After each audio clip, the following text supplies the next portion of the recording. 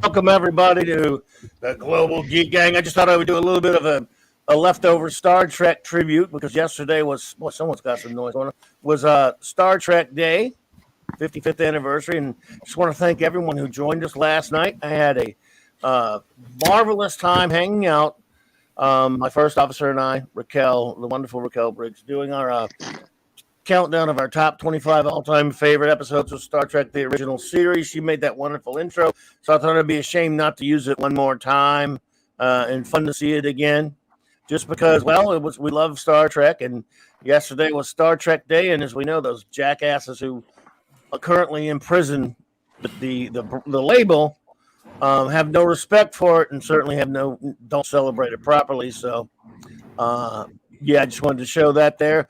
Thank you all for being here tonight. By the way, I want to say a quick thank you to Brightest Day for a $1.99 super chat. He says Global Geek Gang, but he says it way better than I could. Brightest Day, you should join us whenever you can. If you can, I mean, if someone wants to throw you a link, or I could try to throw you a link, you're welcome to join us. Good to see everyone. We got a great crowd here. As always, we now constitute a gang. Sorry I started late, everybody. But we have, of course, with us the great 32 flavors of Nick Weiser. Just as I thought, 32 flavors. Nice. Well played, Claudia. I'm glad to be back on. I'm glad to see that you are alive, kicking, and well after you've had quite an eventful few weeks. And I'm glad that GGG is rolling again. And I'm ready to talk some geek and nerd stuff, and it's gonna be fun. And I don't think I've done a Thursday afternoon with you in like a month now. It's been a while there, buddy. I think so. Yeah. It's gonna be good though. Sure, absolutely. We have no set topic, but we will talk a little Trek at the outset, and then we'll just do some. We'll see if Retro has anything for us. So everyone, the great Retro Dickie, what's up, bud? Hey, old chart. Not too bad, thank you. I've got a bit of Super Nintendo going on in the background there. Nice. As I'm a bit of a Star Fox fan, as you can see, it said Starwing there, which was the European version of Star Fox, okay. because there was an argument there about the actual naming convention of it. So it got changed to Starwing instead of Star Fox. Nice. But yeah, this is what got me into the Super Nintendo, and it's one of my favorite Super Nintendo games. So there you go. That's what I've got there going on in the background. Excellent. The great Ash Singh. What's up, buddy? How are you? Ooh, how's it going, guys? Great to be back. Good to see you, man. How you been? Yeah, I've been doing good, thanks. Been keeping busy, but glad to be back on this show and stream with you again. We appreciate you. You know, we miss seeing you at Saturday Night Star Trek, but you left a legacy because every time Jill or someone writes a long review or something, we still call it an Ashpick. Oh, wow. So you left something there, man. We appreciate you for that. There's some guy named Jeb or Jebel, pop culture activist. What is it? Jebediah. There, Jeb? Are you there, Jeb? Yeah, Jeb? I'm here. Man. What's up? Yeah. What's going on, Yeah, dude? what's up, man? I'm just, yeah. You sound like you feel wonderful. Oh, yeah, and I just had a wonderful day so far, so. But I'm here. Can you prove it? Can you prove that any of us exist? Any of us are here? We're in a simulation. Oh, I go with that theory right there. Yeah, There, that's for sure. And we're gonna get another. We're gonna get another bad simulation with a Matrix Movie, yeah. 4. Yeah. Oh no! Have you guys seen the trailer? I have not watched I've it. I've not seen the trailer. You? I have. I'll tell you a trailer I did see though, since even though this really has nothing to do with Star Trek, it only has a name only. They dropped the trailer for P Hard Season 2 yesterday. And I was dumb enough to sit through all of P Hard Season 1, so I'm not, I can't knock anybody. That trailer. Wow. Yeah. Wow. Yeah. I mean, Yeah. they might be able to manage to be as bad as Season 1. No, I'm not. That might be a little. No, it looks like it's possible. Though. I don't know. It looks stupider for sure. When in doubt, time travel, so you can go back to present day. You don't have to spend any money. I wonder if Q will have a reason for. I mean, John Delancey looks, pretty good for his age and all that stuff. But I wonder why he looks older. I mean, is there going to be a scene where he pops up? No, they won't. They're not clever enough, probably. Where Q was like, what did this pop up? He shouldn't age. And then he sees Jean-Luc as old. Oh, I'm sorry, Jean-Luc. I look too old, young for you now. Let me go. But they won't do that. Is he going to turn? I think that's the reason why they did that. I'm wondering. I don't know. We'll see.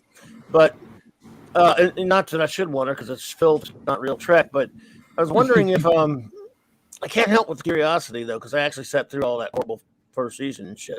I gotta admit, even that trash, the other crap doesn't make me curious. But they did release some shit on. All right. First of all you people out there who recognize filth for what it is and still think you have some kind of hope for Strange New Worlds, you need to stop kidding yourself. It's still by the same idiots, and now they've announced the crew. They got Uhura in the crew. Uhura and Nurse Chapel, Christine Chapel. This is 10 years before, allegedly, the real Trek timeline. I mean, the real, Kirk, the original series. Wow. What does Uhura be like? 10 years old? Yeah. And here's the worst part. They've got a crew member is a descendant of Khan Noonien Singh. What? That's their last name, Noonien Singh.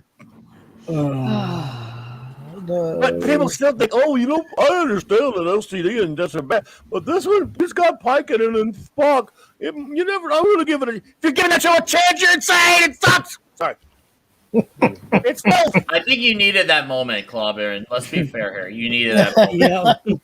Just let it out. Sorry. So no. Strange new. Now, it might not. It to be fair to anything, nothing can be really as bad as STD or PR. So if it's just not as bad as that, that's not enough. It's still stupid from get go. And you lose all credibility. Bad enough that you're doing a remake and you're having someone else play Spock and Pike, which is bad. But you're going to put Uhura on the Enterprise 10 years early? And Chapel, they would have been kids. It's really stupid. Idiots. Moron. Did you ever watch Star Trek? Oh, of course you didn't. They didn't count. Oh, no. To address something that Brightest Day says, yes, Dragon Con was this weekend, as it is every Liberty weekend. He went to it, I believe. And I just wanted to let you know, Clobby, I was right. Listen, you were right, Clobby. Dragon Con was swimming with SJW. Yes, it's run by SJWs. And so, doesn't surprise me at all. That's I don't funny. Yeah, I don't know if you're specifically referring to anything that happened, but it is run by SJW jackasses. A lot of their panels. Oh man, some of the and they have Dragon Con's huge. I don't know if any of you have ever been to it. I went up until 2016. I went for like 20 something years straight, except for 1 year because of a hurricane. I got sick of it. I don't know if I'll ever go back. It's if you've never been though, and you can go, you probably enjoy it. It's huge, between like 6-7 hotels now, and a gigantic. I don't know if it was as big this year though. I'd have to ask Brightest Day, but it's gigantic. And it's mostly a cosplay con. You can see every kind of. They had Cyberfrog cosplayers. And yeah, really good one. Cyberfrog and the Heather, which is funny that they were at a super social justice. Like, it makes it even better that they went there just as those characters. Oh, that's awesome. Now, did they get talking to about it? I don't know, because it's such a big con. They probably didn't. Most people probably didn't know who it was. Oh yeah, I mean, if there's one thing I've learned, one of the very few things that the mainstream industry is sometimes good at is they know to not acknowledge their opponents at a certain time, because it's one of those things that if you're at like a big con, something like that, you legitimize them. So, and that's something that's where companies like WCW failed in WWF, because they're acknowledging the competition. You don't want to do it, because when you do that, you're saying, "Oh, hey, they're a threat," and you gotta make the idea, "Oh, they're not a threat," so we pretend that they don't exist. So, yeah, I think someone were to have given Cyberfrog or Heather, whoever, that attention, it would have been talked about, and then they would have legitimized them. So that could also play into it as well, because a lot of these people are smart at playing the game. Well, most of the SAWs aren't that smart. I mean, aren't that smart though. I mean, I know some are, but I think a lot of people, if they'd known who that was, would have bitched about it to somebody. Possible. But oh yeah, well there you go. Brightest Day made a video about it. I would definitely check that out. He said looks like it was half the attendance as usual, and that was 30 to 40K. So you can imagine what it usually is. It's huge. Holy crap! That's half. That's about half. Yeah. Wow. Yeah. The one good thing about it though is, unlike San Diego, you don't have to get tickets. You can walk up to the door and go. You don't have to get. You know how hard it is to get tickets for San Diego or New York. Yes. Not with Dragon Con. You can go buy them the day of the con, unless they change that. And hey, the wonderful Arwen Avalon is here. Hey y'all. Hey, how y'all doing? Hello. Great to see you. I didn't think I was going to be able to make it today. I had an appointment, but I just got back. Thank you for the link. We're so happy to see him. Thank you for popping in. On that Dragon Con thing though, yeah. So you can actually, and you can buy like a ticket for a 1 day, or you got multiple day ones. But at least it's not that crap where you have to buy it like 6 months in advance and the tickets are gone. Now hotels, on the other hand, in a normal year for Dragon Con, they're gone by the previous November. They're gone in about an hour and a half. Somebody's got some background noise there. Let me try off my mic and see if it's me. No, not you, sir. Now anyway, I know it's not me. Just we have it. This could be anything. Ain't worried about it. So yeah, Arwen, we were just talking about Dragon Con a little bit there with that's my neck of the woods. Yeah. Dragon Con's huge. It's huge. And it was this past weekend. It's every Labor Day weekend. So everyone check out Brightest Day's channel. I don't know if we have a link to it in the chat or not. I can go. I can dig up his YouTube. I'll dig it up. I might have a link to him. I just can't remember. I thought I had one. I have one there. I try to put everyone's channels in there. Speaking of that, Arwen, when does your channel get going? September 15th at 5 o'clock. Wow, yeah, we have a due date and everything. Yes. Impressive. We do. Thank you. Yeah. Yes, that's when Purple and I are premiering. So Oh wow. Cool. y'all come by and give us some love. Give us some you better sugar. believe it. Oh, you better believe it'll be there. I thought I had your link there, Brightest, but I will definitely keep it in my. I'll add it for I'll add it though. You guys hang on. I got a call coming in. I have to take, so I'll be right back. You guys, All good. talk. I can carry the ship. I'll carry the ship. Yeah. I got this. So Retro, what kind of beer are you drinking? Well, I've got a Desperado here at the moment. So Okay. Oh yeah. Oh, okay. So it's what's one of those what's it called? Tequila. Oh, Tequila, you drink it out of a beer bottle? That makes it even better. Retro, I love it. Yeah, can't beat it. Yeah, I've got a few bottles of that in the Guinness fridge, as some people might have noticed, because my wife absolutely loves Guinness. So I just have to push the Guinness cans to one side and just just sneak Make a it Sorry about bottles. that. Yeah. Wow, love I it. agree with you, Brightest. Purple and Arwen together. My goodness, that's gonna be. It's gonna be now fun. We love Purple here. I threw out an invite, so she has a standing invite here. So what do you guys got? What do you two got planned, Arwen? I mean, do you know yet, or could you tell us anything? Or Well, right now, just general geekery, of course. Nice. We'll be having some guests on. Probably not the first couple episodes until we kind of find our feet. But the first episode, you know how lately you hear about, there's never been a woman in a movie before that's a star, blah, blah, blah. You hear about that? Mhm. Well, we are choosing, instead of to rag on that, there might be a little ragging, just a little. But the main thing is we're going to celebrate both of us are going to come up with our top 10 favorite female performances. Nice. Fictional, of course, science fiction and fantasy. And we want to celebrate these women that paved the way and laid the groundwork for, the women of the 21st century to come in and do their thing. Because a lot of times they're forgotten, especially today. What are you talking about? There have been no Yeah, women in movies since 2015. Woman was a woman. 2015 was the first woman in a movie with Ray. There ain't no whammon characters. And of course, Captain Marvel is the number one. Right? Drop Yes. discussion of Oh yeah, There you before go. her, nothing. So the show's all going to be about Captain Marvel. Sorry, guys. I mean, I'm there for that. Ash, I have to take issue with you. You saying that Bree is better than Daisy? 100%. Let's go. I don't know. Daisy's cuter, but I'm so that. Well, that was. Oh, I'm sorry, that was sexist. Or maybe British accent. We have a new friend that I have not met before popped in with a question, so we'll take that. Scott Hughes, hello there. Clobberin times. I know this is off topic, but I thought I would ask since you are a comic expert, and I'm no expert on anything, my friend. But thank you. Do you remember the '80s book Scout? Yeah, by Tim Truman. I do remember it was a pretty good comic. Yes, it was from the. It's been a long time since I read it. It was a good book. I think. Was it like with Joe Lansdale, right? With him or whatever. But I remember the comic. Yes. But I can't remember a lot about it other than wow, we got some real background noise there. But I do remember it, and that's all. If you the thoughts on it, basically, it's been a while since I've read it. I love a lot of Tim Truman stuff, though, with Ostrander especially. I love his Grimjack. And of course, Truman did some Hawkman comics as well. Ooh, nice. Hawk World. That was when they really started. Hey, Remy, really started getting really ridiculous and convoluted with Hawkman's history. Oh, that's where that was the catalyst. But that was one of them. Yeah, I mean, it was really, really crazy. Let's see what we did, Arwen. And so we were talking about strong female characters, and it automatically degenerated to cuteness.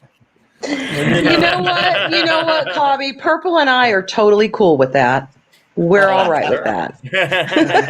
I mean, we're not saying that's a factor or anything, but Of course not. But Sarah Connor's a little bit cuter than Ripley. I mean, I don't know. That would be an argument. Oh man, yeah, how do you debate that one? I think that's the real question. How do you defend? How do you go against? Like, that's a topic. That's a Toxic Tuesday topic for you, dude. Where the guys get together and decide instead of who's the best female, strong female characters, who's the cutest one? Whoa! Talk about some- Yeah. You know what? Is it? Maybe that'll be like a double. Yeah, we'll have to make a double topic. So that actually sounds like a good idea. That would bring up some straight I know Jed would toxicity. be up for that one. Oh, Is it- yeah. is it, Tuesday's always fun over there with me and Nick. So It's a good time.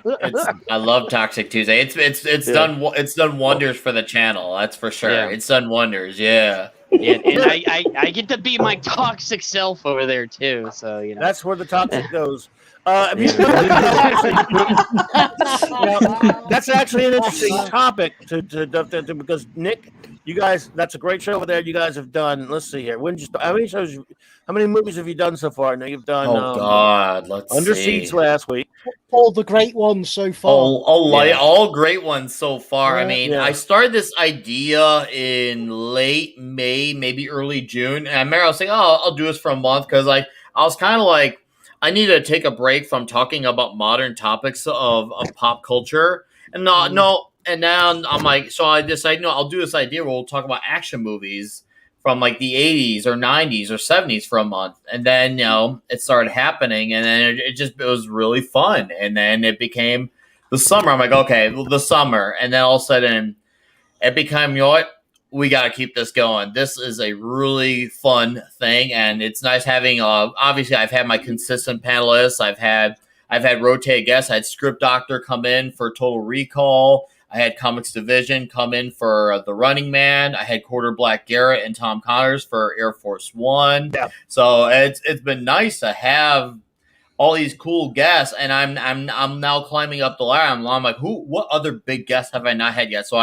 I've got a few in mind. I'm reaching out to for one down the line. And this coming Tuesday, we're going to be talking Big Trouble in Little China. Oh my God, I love it.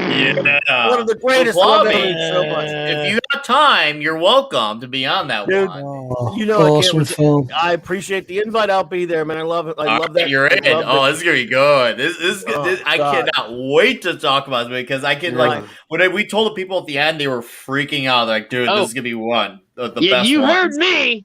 I was like, I love it. I mean, I remember seeing, reading about it in Starlog leading up to it came out with the first day in 1986 when it came out, and fell in love with it. And it's one of those things. Obviously, you buy every format of it, and when you're just sitting around flipping through channels and land on it, it's one of the most quotable.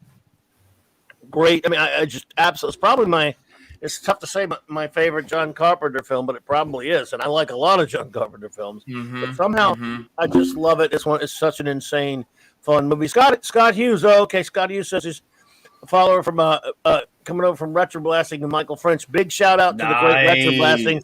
I love my friends at Retro Blasting and Michael French. Love you, Michael. So very cool to have you here, Scott. Appreciate that. Anytime you want to talk comics or have something, and a question about comics, we love comics here. Somebody, I would. You know what's cool though is with Toxic Tuesday. Just this one last thing, it has made whenever I appear on panels to talk about all the nutty things going on in pop culture and politics and whatnot, it's made it a lot easier to talk about because it's just not in front of my face 24/7. So now I spend a week, digging into history and rewatching a movie, or some of them watching for the first time, spending time trying to rediscover what made such products so great in the first place. So now I feel a bit more balanced in my life now that I get to talk about something cool, and then I could go on something like the Cocktail Lounge or Yelling at Park Cars and Comics and talk about those things there. It's made it, dude. I can breathe so much better rather than just go on about the same topic all day. It's so freeing doing Toxic Tuesday. And it's great for people who do those topics all the time. They'll come on as a guest on my channel and they get to have a little fun as well. So it really works both ways. Everyone wins from Toxic Tuesday. And I like yes, what we do. I like what Brightest Day found. This is something philosophy of mine has always been. He said Nick found the key. Talk about what you love and why you love and why what you love is great. That's what I've always been about doing here. And I love that you're doing that. Well said, Brightest Day. I mean, we criticize, for example, on our Saturday Night Star Trek show, yes, we criticize the episodes that need to be criticized, but we still love real Star Trek. And that's what we're all about, doing what we love. And I love that you guys are doing that on Toxic Tuesday. By the way, Nick, I mentioned it. Have you seen the film The Last Boy Scout? I have not. It's on Netflix now Oh, from 1990. Ooh. 90. Dude, you talk about toxic. You got to take Okay. a look at it, and that's Yeah. Antidote. Man, I've seen it many, many times, but I What's it watched called it. again? I'm writing The it down Last now. Boy Scout Last with Boy Bruce Scout. Willis. Bruce Willis. Okay, I'm and looking David up Wayans. right now. I've got a few go for ideas it. of who I can maybe try to get to guess for that one too. Okay. Oh, this one. I love that movie. Oh, Nick. I think I remember this one now. You talk about toxic, oh my buddy. god, Yeah. dude! Oh, we're okay. I have. Do you seen this remember before. where I keep lied. saying I've you seen spilled this. my warm cup of piss all the time? Yeah, on yes. this channel? There you go. Okay. That's what that's This is from, gonna right. be. This is gonna be one of them. Oh my god. Yeah. Okay. This is gonna be one of them. Clobberin, I've added to the list. Well, it's This on is gonna be Netflix good. if you haven't seen it for a while. I've seen it so many times, and yet it's been a couple of years. So the other day, I just saw I was flipping on there. Oh, that's on there. Let me watch that again. He's not Die Hard. He's not John McClane. Joe Hallenbeck in that film is not John McClane because he's more of a low rent John McClane. He's kind of a down in his luck now, but it's just total ridiculous. Early '90s, late '80s fun where it's just. I mean. Oh, Again, that when they sounds. Oh. Just like right up your alley for Toxic Tuesday. They're so anti-PC. They say whatever the hell they want. It's nice and offensive and violent and fun. It's great. Oh my god, sounds glorious. I see Scott Hughes comment. He said you need to really have Michael on to talk about Big Trouble.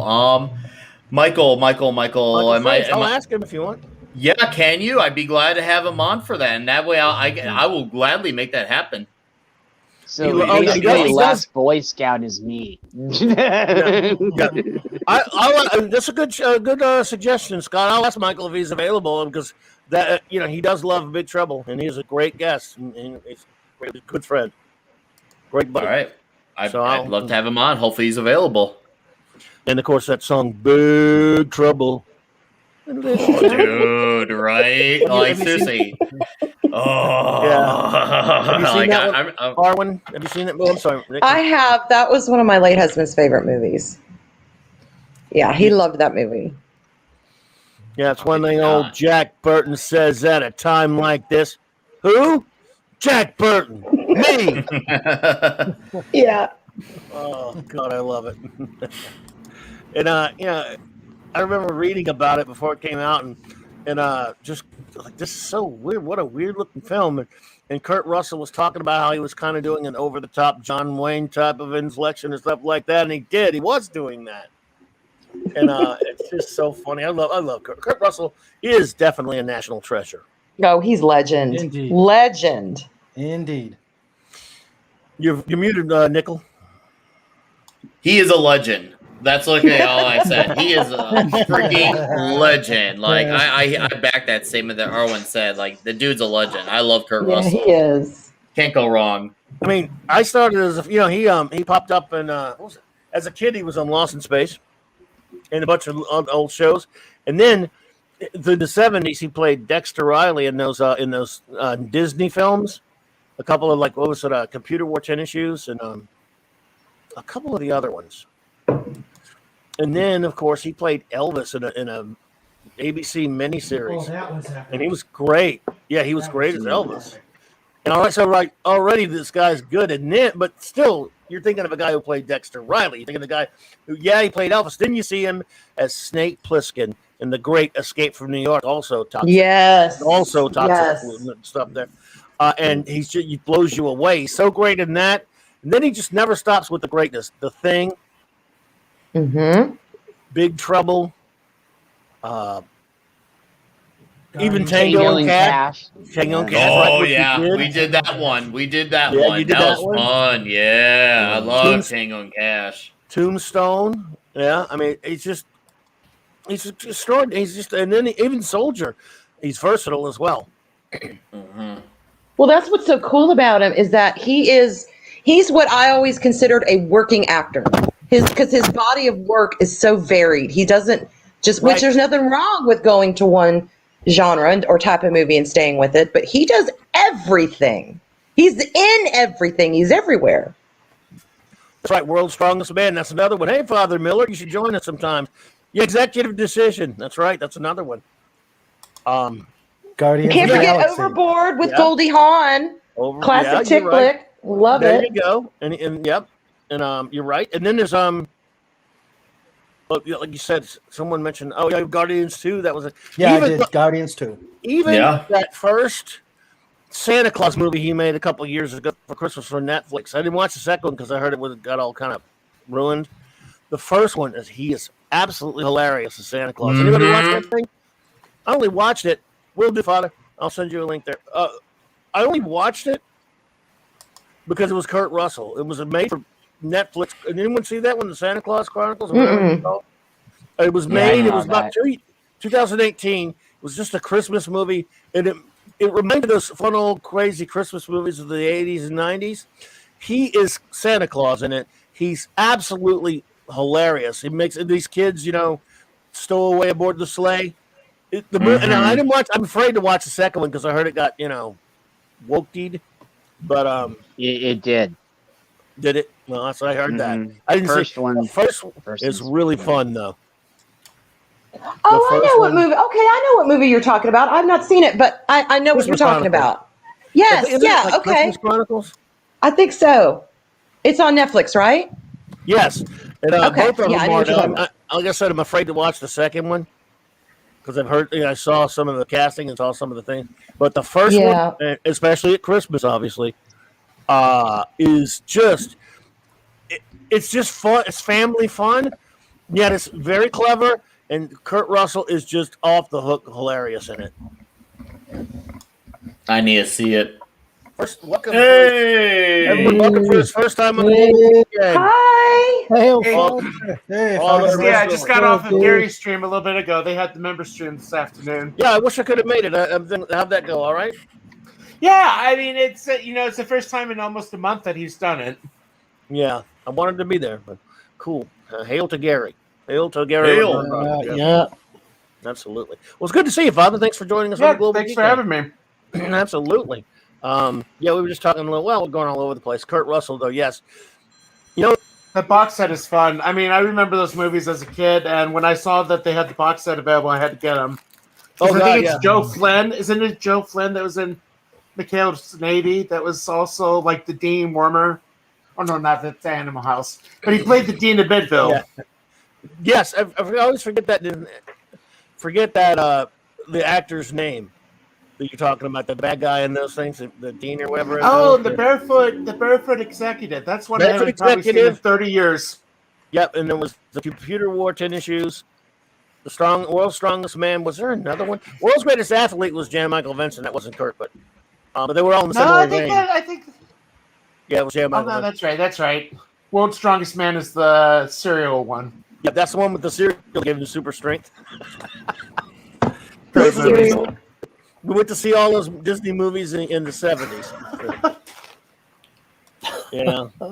So yeah, that was Kurt Russell. What a great, yeah. Yeah. Joe Flynn was the dean. That's right. And Cesar Romero was the villain. That's right. Thank you, D-Bud. I remember that. Oh, my God. That was fun stuff. Love it. Love it.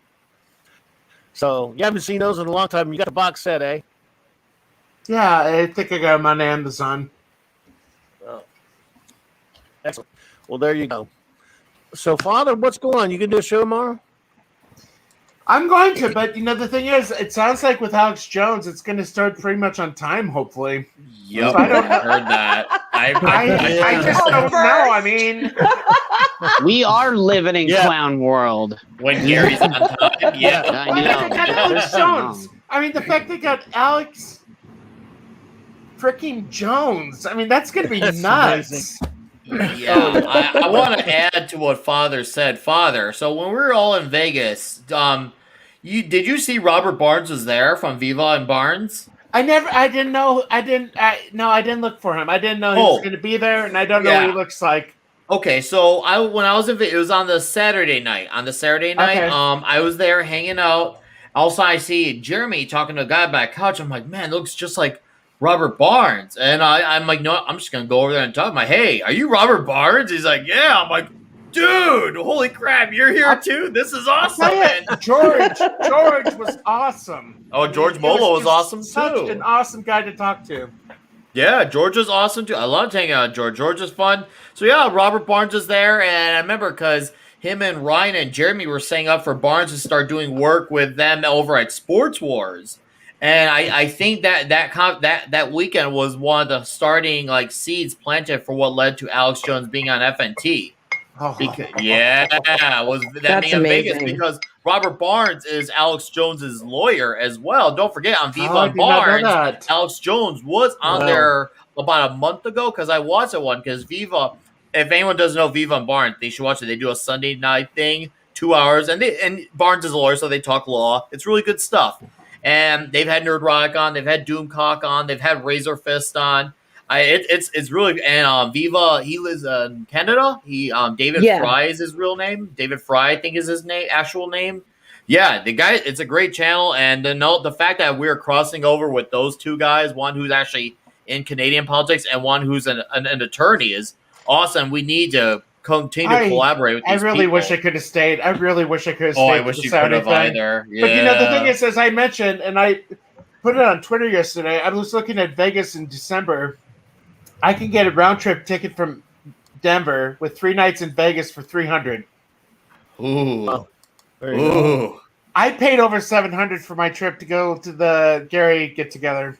I Wow. believe it. Yep. Dang. Well, it's gonna do. It was worth it. I mean, it was worth it. It was awesome. There will be one next year, right? I just hope it's not in Vegas, Oh. or at least not in the middle of the summer. I mean, that's That's Do what they they normally call have it in Las Vegas. Vegas? Well, it's well, the this is the one in- first it's the time. first one. That was the first one. Yeah, I think I didn't know we that. did. Okay. We did it to coincide with the Star Trek convention, and I guess that for some Yeah. reason. Oh, that. I rec got told they're convention? going to do maybe 4 times a year because Ryan told me this too. So they're going to do one in Texas, Florida, Vegas, and then do another random state. Well, I that's gotta good. point out, Good. and Nick would notice this, but right back there is my Vegas poster. Oh yeah, I see. So I I got see. framed. To the far corner. The far corner. Yeah, yeah. Oh, Oh yeah, I there's signed. the cat. Dude, That's I the signed Quarter Shatner. Black Garrett's poster. And Tom.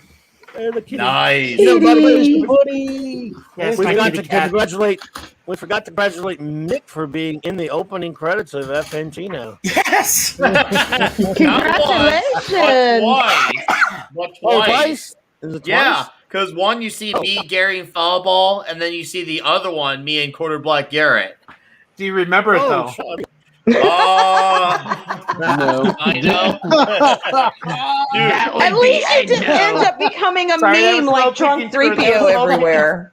I'm okay with the legend. I feel like drunk at the that weekend, Yes. that weekend exploded my name all over Vegas and on YouTube because I've gained since then. Since Vegas, I've gained around 120, 130 subs since then. So, and I'm sure my antics were a contribution to that. Oh, dude, Oh, people no doubt. people were like, "How are you alive?" And people were like, "Because I was like, I got up the next morning. And Couch is like, dude, you just went to go to the bathroom like it was nothing. Weren't you just up a few hours ago, super fast?" Yeah, That's he's the like, thing, I'm I was like, surprised. I was surprised when I ran into you at the Paris that next morning. I thought you weren't even going to be around. Nick's got a super metabolic metabolism. Look at how skinny he is. That's your I'm just superpower. I'm just saying if I just lit up like Nick and Matt and like comics and then all I would have been there, it would have been like it would have been nuts too. Like oh, dude, it was. I mean, one of these that is times a we're gonna wild get man. out there, Nick, and we're gonna go party hard. let's man. do it. Like- I can't promise you you'll come back alive though. Trust me. Oh, I'll come I back gotta take it to alive. another level. Dude, I survived San Diego Who's Comic the Con in the bloke in the 90s body when all the bag? hard partying was going on, okay? So Hey, okay, I've taken on enough alcohol to wipe out the Cold War. Yeah, so me it's not like I've done my tours of duty. I know. Okay. Tell you what, you all just drink to your heart's content. Since I don't drink alcohol, I'm automatically designated driver. Dude, you can be the DD or be the DD. Yes, really, that's me too. There's two of them. I'm glad I'm not the only one. You two could make a business off of that. Trust me. I haven't been. It's very I've been around to drunk Beach YouTube. Island. Cloppy cups. Coffee cup. Not only the designated driver. I've been the designated bouncer a couple times because I would go with these big groups and no, I didn't drive, and then I was like, well, I could intimidate people. When they would start fights, I would have to stop fights. It's my nephews and a bunch of different idiot friends who like to party and stuff. That's why I get dragged down to the French Quarter. You know, I'm very glad we have straight edgers in the world. Like, I feel like they're the most underappreciated human beings ever because whatever alcohol they don't consume, I make up for them. So it really balances out. It's wonderful. Like, I remember I had a buddy who was in a band that went on tour, and his band was sponsored, I think, by Jägermeister. He's like, man, I don't know what to do with that alcohol. I'm like, dude, I got tiger blood in me. Give me that shit. Oh my. Oh, yeah. Well, I normally don't drink, but Christmas and cons, those are my exceptions. The other thing I would say, the other reason for not in Vegas is I just couldn't afford to drink in Vegas. Next time I buy for you. I mean, we went to the Fremont experience. I think one of the guys I was with paid $12 for a Jack and Coke. It's like, I can't do that. Father, next time I see you in person, I'm buying you first highly overpriced drink, and you're gonna love it. Yeah. And it's gonna be glorious. And then it's gonna be coming over those the night I survived with Nick. It'll be a great that's book. great. We need to get you a couple of bottles of Newcastle Brown. That's what you need. Daniel Smith Newcastle Brown. There's stories of me out there from the 90s San Diego cons on places of the shit I did, okay? And it is, people are going, dude, did you really do that? And he's like, No, like, literally, if you can find it, literally, it's out there. I'm telling you, it's out there. There's stories of what I did at the San Diego cons in the 90s, and it was people say it's legendary, like Nick. And that's why I said, if me and Nick and Matt and like comics and like a bunch of dude, feel sorry for that town if all of us ever get together, because that place is just gonna get destroyed. Okay. Janet, I think they probably still do if you're referring to Mardi Gras, but I don't know. I hate Mardi Gras. I know that's very un-New Orleans of me, but Nolans. I hate parades. I'm a Oh party yeah. pooper. Wow. Oh, No, it's right, that's okay. cool. The more the If you merrier. lived on I used to live on the parade route right behind it, and for 2 weeks there's nothing but friggin' parades going through there. Oh my. In Metairie, during Mardi Gras time every year. Yeah.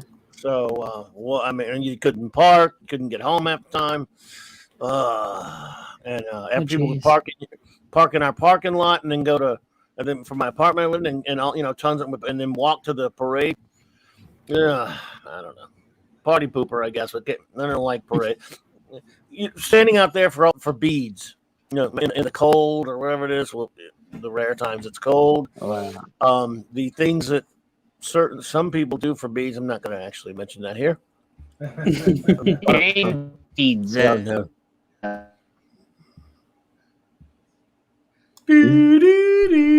Okay, we dropped. lost him. Oh no, he dropped out. I couldn't hear him. What? I think he bounced, or I made him. He dropped for a second. I couldn't hear him. Who walked in and bounced? Did I miss somebody? No, I think I can't hear. Jet, are you there? Yeah, I'm there. He's alive. Okay. No, you just you cut out for a second. Anyway, yeah, no biggie. But well, I love the Irish Italian parade. Says Janet. Yeah, she's been been a Mardi Gras a lot. Yeah, which they canceled last year, of course. Of course. This year. So, yeah. Well, guys, yesterday, as we mentioned at the top of the show, was Star Trek's birthday. It looks like Captain Skywalker said that Robert Meyer Burnett had a really nice midnight video about Star Trek Day. Yes, we had a lot of fun doing ours last night, and yeah, ours was great. Yours was great. Oh, thanks, man. It was a lot of fun, and there we go. So did you watch the panels then? No, did they have panels? Well, they were going to have like a different panel for each of the shows, I think, and then there was a celebrating Roddenberry panel. Oh man, by was this but the run thing by that StarTrek.com? Yeah, the only one God. that they had for the original series was Takai, and Oh my. No. Yeah. You don't want him over there doing it. Wow, I'm sure. Well, and I'm sure they had a lot of the filth, covering a lot of filth fake Trek too, right? Oh yeah, I'm there's sure. tons of filth over there, man. well, Nothing Will but filth. Wheaton was the moderator for most of it, so that. Oh well, there you go.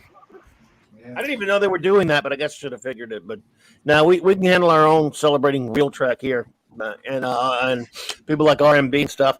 In fact, he got unfollowed. He got blocked by Paramount Plus. Paramount, You yeah. see that? So did Yeah, Gary. I saw I that. saw Oh, I So did saw Gary. that. Ridiculous. And Yeah. Nice. Nice. I That's actually badge of said, honor. I actually said, well, it looks like I need to go get blocked, and I went and told them a piece of my mind too. So, I said, I got your back, R&B, and I went and told those, I wasn't that bad. I could have been worse, but yeah. For Jed, he I was quite held polite. back a He was- little, he was but I quite was like, polite for being come good. on, please give Yeah. me the block. Like, come on. This is shows how much R&B lives rent free in their heads for the fact Yeah. that they go out of their way on the official Paramount Plus account to block R&B. Right. Right, He used to work for them, Right. and he used to work for them. You're right. Yeah. Yeah, he Exactly. did. And by, Yeah. by the way, we all know RMB. He's not the most offensive guy around. So what could he have possibly said to get blacked? Exactly. He doesn't say anything offensive. He Yeah. This is actually fun. told them the truth, and they didn't like it, and they blocked him Well, like it- little spoiled children. It shows you what type of mods they've got on the channel Yeah. monitoring that. Well, The Yeah, but fact that the mods blocked it. Ash, do you know what it was? Did they give him a reason why they did it or no? I don't know. All I saw was he got blocked. But at the end of the day, it doesn't matter because we're still gonna love the parts that we love, and we're still gonna go on keep trucking. And they can keep doing their stuff, but the people will vote with their wallets, and more fan stuff and the original stuff will live on. Well, absolutely. There's no question about that. Well Again, said. Yeah, well said indeed. There's filth and there's real Trek, and that's just the way it is. 66 through 05 is the only thing that matters, and you can, unfortunately, villains own the label, so they can put it on any trash they want, but we don't have to, support it. So, Indeed. So here's a fun what- theory. Yes. What if Kurtzman is Khan's great great great great grandfather? God. Can we vote you off the island? Well, Let's vote him off the island. Father, we were talking earlier before you got here. We were talking about how they announced the cast for that idiocy. I saw that. The world's garbage. So they're going to I have saw a descendant of Noonien Soong. And I guess Yeah, that just is a bunch of dingo Dingo's kidneys. Yes. Thank you. Dingo's Because, kidneys, it's like Spacey. There's no mention from Spock who would have served with this person. And Uhura would have been 10 years old during that time, according to Uhura and Chapel are both on there. You can't build your own characters. Okay, first of all, you're already remaking Pike. You're remaking Spock. Now you're going to add 2 more characters that you're redoing. Originality, paging, Kurtzman. Is it supposed to be TOS Uhura, or is it supposed to be that Uhura's mom or relative? No, it's Nyoka. It's Nyoka Uhura. Yeah, and it's Christine Chapel. Right. No, And It was according to Uhura's them, best friend's mum's mate. yeah, That's what it was. and again, Okay, I then have the a other- question. Doesn't this Yes. take something like a decade or something before even the yes, original? that's their Okay, and claim. Uhura and Chapel are on there. Yes, How old are as they? They're obviously they're played by adult young women, but still they're young. But that doesn't cut it. That's 10 years Yeah, younger. No, they Disney's- would have. Yeah. I mean, doing a Doogie House reboot. And they gave a name. And of course, they gave a name to number 1. She's also a retread. Every character in this is a retread except for Noonien Soong's descendant and some other woman. So, yeah, okay. almost more than half the cast is a make character, basically. Because they can't think of their own character. No, they can't. Exactly. And when they do, no one likes. We don't Well, have I him. find it interesting that they bank on the love that people have for the original Yeah. characters, Yeah. and yet spit on them every chance they get. Yeah, right. Yes. Isn't it So, funny like, how it what do works? you want? Do you want new fans? Do you want old? What do you want, people? They don't know what they want. One word. DC doesn't- and Marvel do that too. So Yeah, you know, bait and switch with member berries, and then like, Yeah, Reduce, That's right. reuse, Yeah. and recycle. That's Yeah. right. yeah. And, Captain James C. Skywalker, that's right. And the one new cast member, she looks like somebody from She looked like Rachel Maddow. Starship Troop. Yeah, kind of. Yeah, kind of. So, I did my part, sir. yes, sir. Hoo-yah! I did my part. You can do yours. Join the academy. so You don't know the truth. Oh my gosh. two of the, I guess, 8 characters, 5, whatever there are quote unquote new. The rest are all retreads. Well, there's And one again- word you can use to sum up everything that's going on, and that's desperation. They're bleeding money. The fans are going away, and they're trying to do everything they can to claw fans back by playing Right. on original love and for original characters. But it's just not working because they're getting desperate and they're trying too hard. That and also Steve mentioned good to see you, buddy. They have heard. I mean, it's not that they listen to criticism or fans, but they do hear it. So and they don't do anything about it. But for example, they've heard the common refrain. You guys with STD, for example, all you guys are doing is having wars and doing all this other crap. I thought it was supposed to be about exploring space and being science fiction, and so this is their response to it. Their tepid response to that. Oh yeah, well this show will be about that. It'll actually be about exploring, and it may well be. But you're still retreading and ruining old characters. You're still going to do your same agenda crap that you do. It might be a different setup. Maybe it won't be about starting wars with Klingons and going into the dark, with the mirror universe and all that kind of stuff that they've been doing. It's still going to be bad. It's just going to be.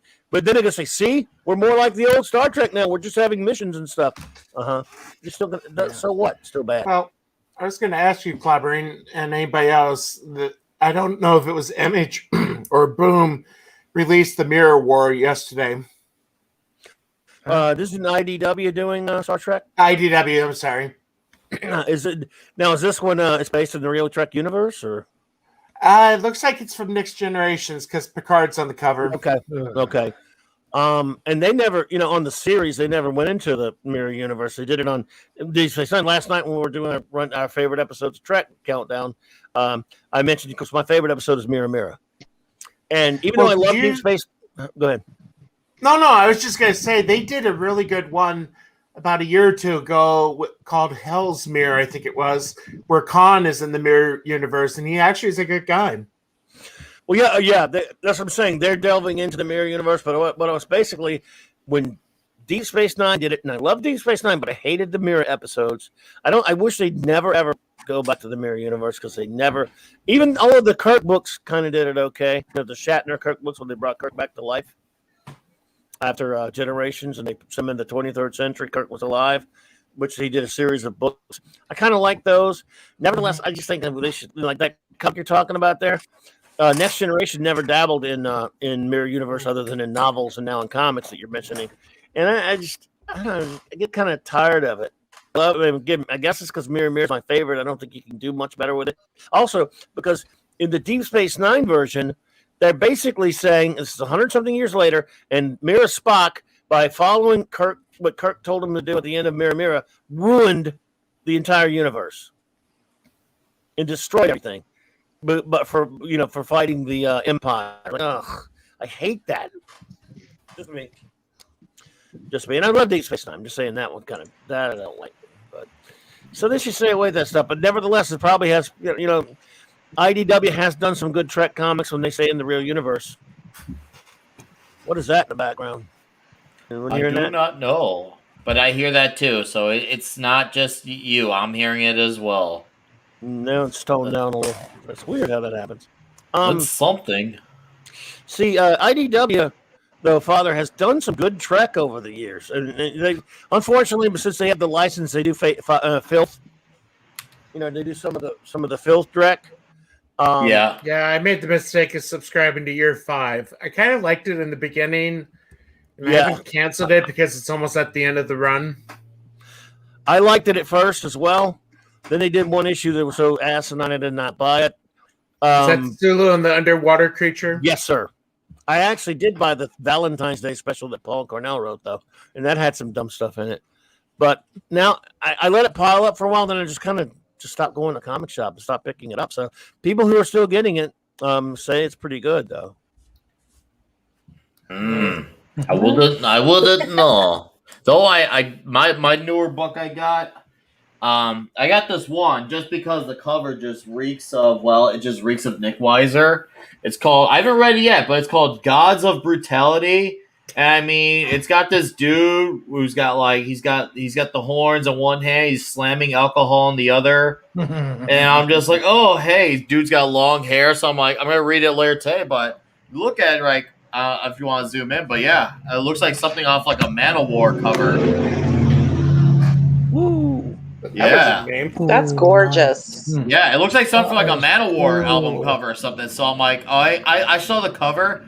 I'm like, okay, I'm buying this just because it looks super duper metal, and it's got to be good. I mean, it looks super toxic, by the way. That's like an Iron Maiden club. That's like Yeah. I was literally just That's about to awesome. say that. I know. Yeah, it could be That's on awesome. a Maiden I love cover, Eddie. a Priest, Sabbath. Heavy metal too, Nick. Yeah, of course, Yeah. Heavy Metal Magazine. But man, look at that cover. I'm I like, just that's a shared killer one. cover. That's cool. Oh, you got one, Father? Let's see it. I shared it.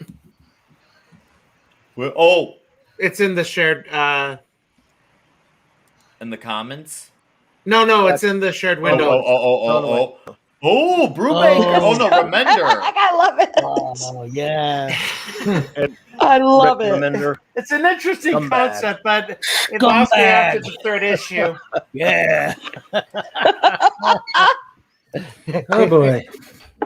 Let me see if I can zoom in on the title part. That is cool. Oh, I could see that. Yeah. Yeah. That's nice. That's cool. But yeah, the cover is what drew me to it. Yeah. And you read it, though? I did. Like I said, I got the first 2, and I didn't realize it was something that came out a few months before. So they didn't have the rest of them. It's up to like issue 9 now. But issue 3 had full frontal, which for me... Right. Yeah, I hear you. Well, you know, Father, I've noticed from your comics reading taste, you read some new stuff, and you're experimental. You'll give anything a shot there. Yeah, Lots the more Maze open book than I came am. out yesterday, and I'm looking forward to reading that. Which one? The Maze book. What's the Maze book? did you Yeah, say? tell us about it. Maze? Well, I haven't read it yet, but let me see if I can bring it up. By the way, thank you, Brightest Day, for the $1.99 super chat. Thank you so much, Nick Weiser. Nick Weiser flavor number 66060. Nick 666. What are you saying here? Nick's brutal reeks. Brutal reeks. I don't know what that means. Buddy. Thank you, Brightest Day. Oh, I know what. I think he's capitalizing off that comment where it says it reeks of Nick Weiser. There you go. I'm gonna steal that. Reeks of Nick Weiser. I'm gonna steal that. I'm gonna use that from now on. That is great. Yeah. Hey guys, Hey. it's my day off work, so I thought I'd come and ruin your day. 70s, you can start an air freshening company, a car air freshener for that. Yeah, Reeks of Nick. That's right, Reeks of Nick Weiser. No, that's what happened in Vegas. So You know, in Anchorman, when Paul Rudd opens the cabinet and he's got all those colognes in there, like panther sweat. One of them is Reeks of Nick Weiser. That's it. I'm gonna next pull to a it, Gene next- Simmons, Nick Weiser brand on everything. I'm gonna give Gene Simmons. I'm gonna capitalize on this. It's time now. Next to some blue Stratos. You know what I mean? That's right, Blue Stratus. Yes, the scent of kings. The cologne of kings. Oh, Father, this looks really good. Jeff Lemire too. Yeah, I just picked it up yesterday. I haven't read it yet. I'm intrigued. I mean, I loved his Gideon Falls story. Did you read Lemire's Gideon No. Falls? That No. was really good. That was him and Andrea See, what got me Sorrentino. was the cover art is what drew me in, and the story synopsis. Good synopsis. Yeah, I like that. Nice. But I'll show you what else I got. So yesterday was an expensive day for me. Oh. That's because I get here we go. $5.99 cover price. Is it a thicker book at the least? Because if it's a thicker it's a nice cover. They just put So them that's on on my they put them pull on this list from expensive- yesterday. They put it on expensive paper as part of the problem. You got all those yesterday? Yeah, I did. So I get both covers of the 6 sidekicks of Trigger McGee, Trigger Keaton, which is it's a pretty messed up book. I mean, basically the article that came out describing it was the 6 sidekicks assemble to solve the murder of a dead douchebag. That's how they described it. And then Nice House on the Lake is kind of an end of the world type thing where there's a group of survivors that are picked by this friend of theirs and they don't realize he's like an alien. So everything's gone to hell on the outside, but they're kind of trapped on a nice house. And that's been pretty good. Deadpool Black and White and Blood I canceled. I was not impressed with number 1. And then Trover Saves the Universe is one that just came out. It's done by some of the writers from Rick and Morty. So that was on my pull list yesterday. Awesome. Nice. Awesome. I like it. I haven't had a pull list in 10 years. There's not much. I don't. I think the last comic I was buying regularly was the Orville, and they hardly ever put that out. So they just had a new Orville series that came out earlier this year that was pretty good. And I think the new one's coming out. Let me see, when is that? Those have been pretty good. Somewhere. I'm a little behind. Somewhen. Those have been pretty good. I gotta try to grab those new ones. Yeah. Since the show's taking forever. I'm waiting for my last Ronin. I see Ironcaster's comment about King Spawn. You know, I've never read a Spawn comic ever, so I decided to go out on a whim and check out King Spawn just to have something to read. And I thought it was pretty good. I wouldn't say I was magnetized to it, but there was one side story that I absolutely was magnetized to, and there's this character named Gunslinger.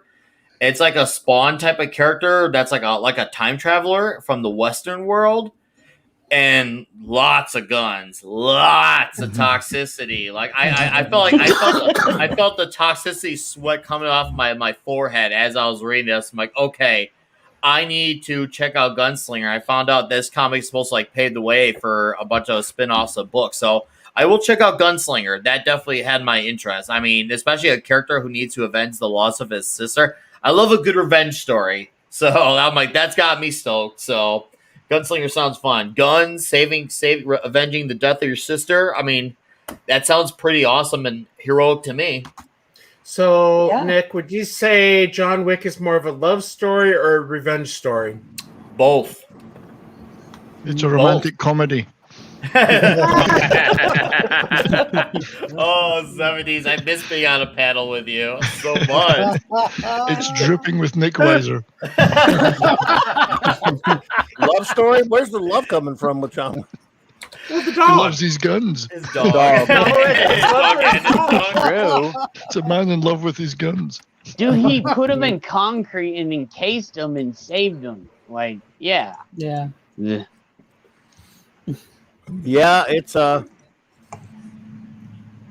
movie that was actually definitely filmed. I'm interested in this gunslinger character, though, Nick. That sounds good. Yeah, it was cool. It was a McFarlane written story. He had Brett Booth do the art. Brett Booth's been at it for a while, since 90s, maybe late 80s, I think. It was fun. Like I said, normally it's not my go-to type of book, but that gunslinger story sounded very exceptional. So I'm like, okay, that'll be the one that I check out because it just sounds fun. And I love something that's super rock and roll, and that gunslinger sounds exactly like that, rock and roll. So I'm all in to at least giving that a shot. So this is coming out next week. And again, Okay. it's the cover and the synopsis that really got me interested in it.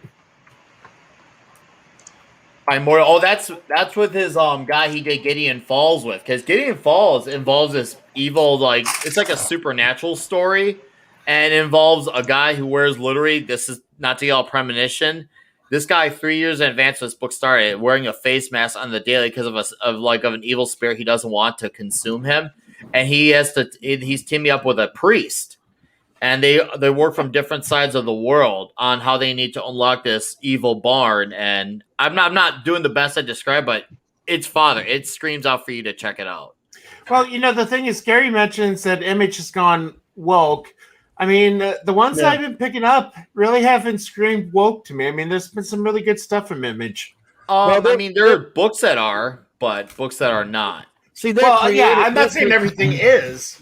Well, some of them are, but see, they're creator owned, and sometimes they'll let a creator do whatever they want to do, and they don't really have a lot of editorial meddling, even though the main publishers are some woke. Here we go. I got the like other one. Eric Larson's a woke jackass, and Oh yeah, especially Orville. Larson. Larson is. I do like that last storyline though, because I've always felt pretty bad for these animals that were sent up with no way back, and I thought, wouldn't it be nice to just get some revenge for them? Or they were sent to orbit. It's a kind of a neat story. That. When's that coming out, Father? October. October, yeah.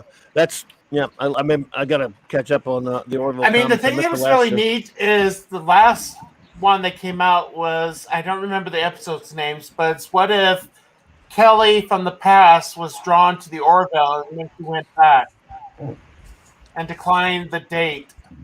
So it's kind of playing off of that. That's from the series. Yeah.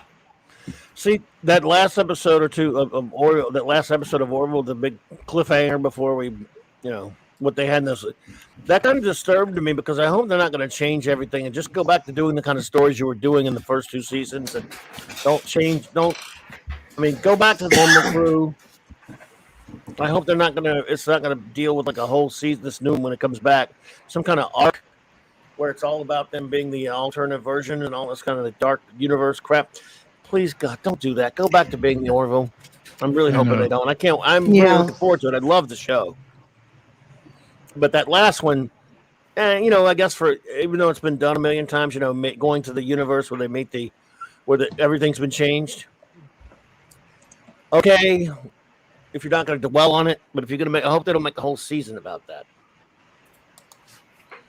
But probably won't. It's not saying. But what if it's like Voyager, where they're trying to get out of the dark universe? At least the Year of Hell thing that they did was just a two-parter, right, or whatever. Yes. Yeah.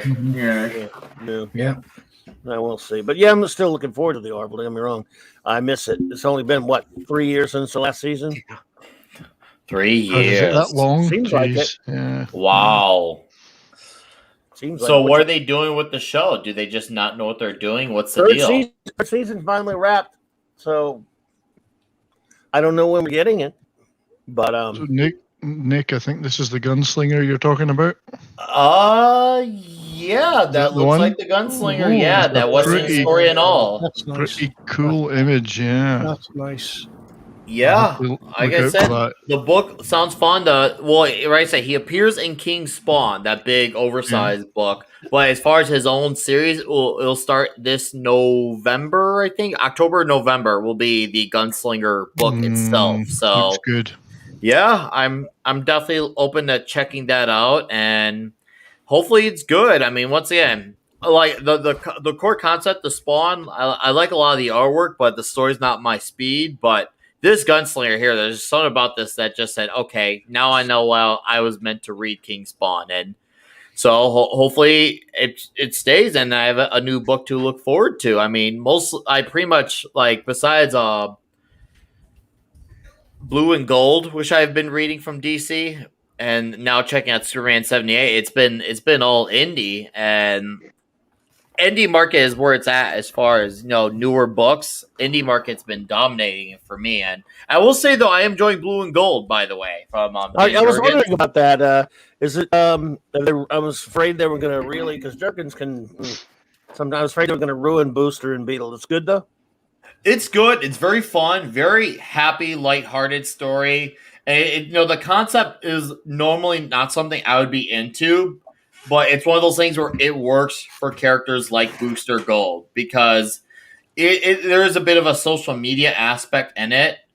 Once again, normally something I would hate and detest, but for a character like Booster, it makes sense since he's the underdog hero trying to gain approval. For Booster, it works. It's one of those things where it's a concept that doesn't work for me, but Booster, he actually does it for it. No, it's really fun to read, which is nice. It's really fun. It's not you can really read it on its own and not have to worry about what's going on in other DC books. So, and I couldn't tell you what's going on in those books anyway. So it really works out. So it's just like, all right, cool. I can jump on for this 8-issue miniseries. If it ends up being good, awesome. If it's not, whatever. But so far, 2 issues in, it's fun.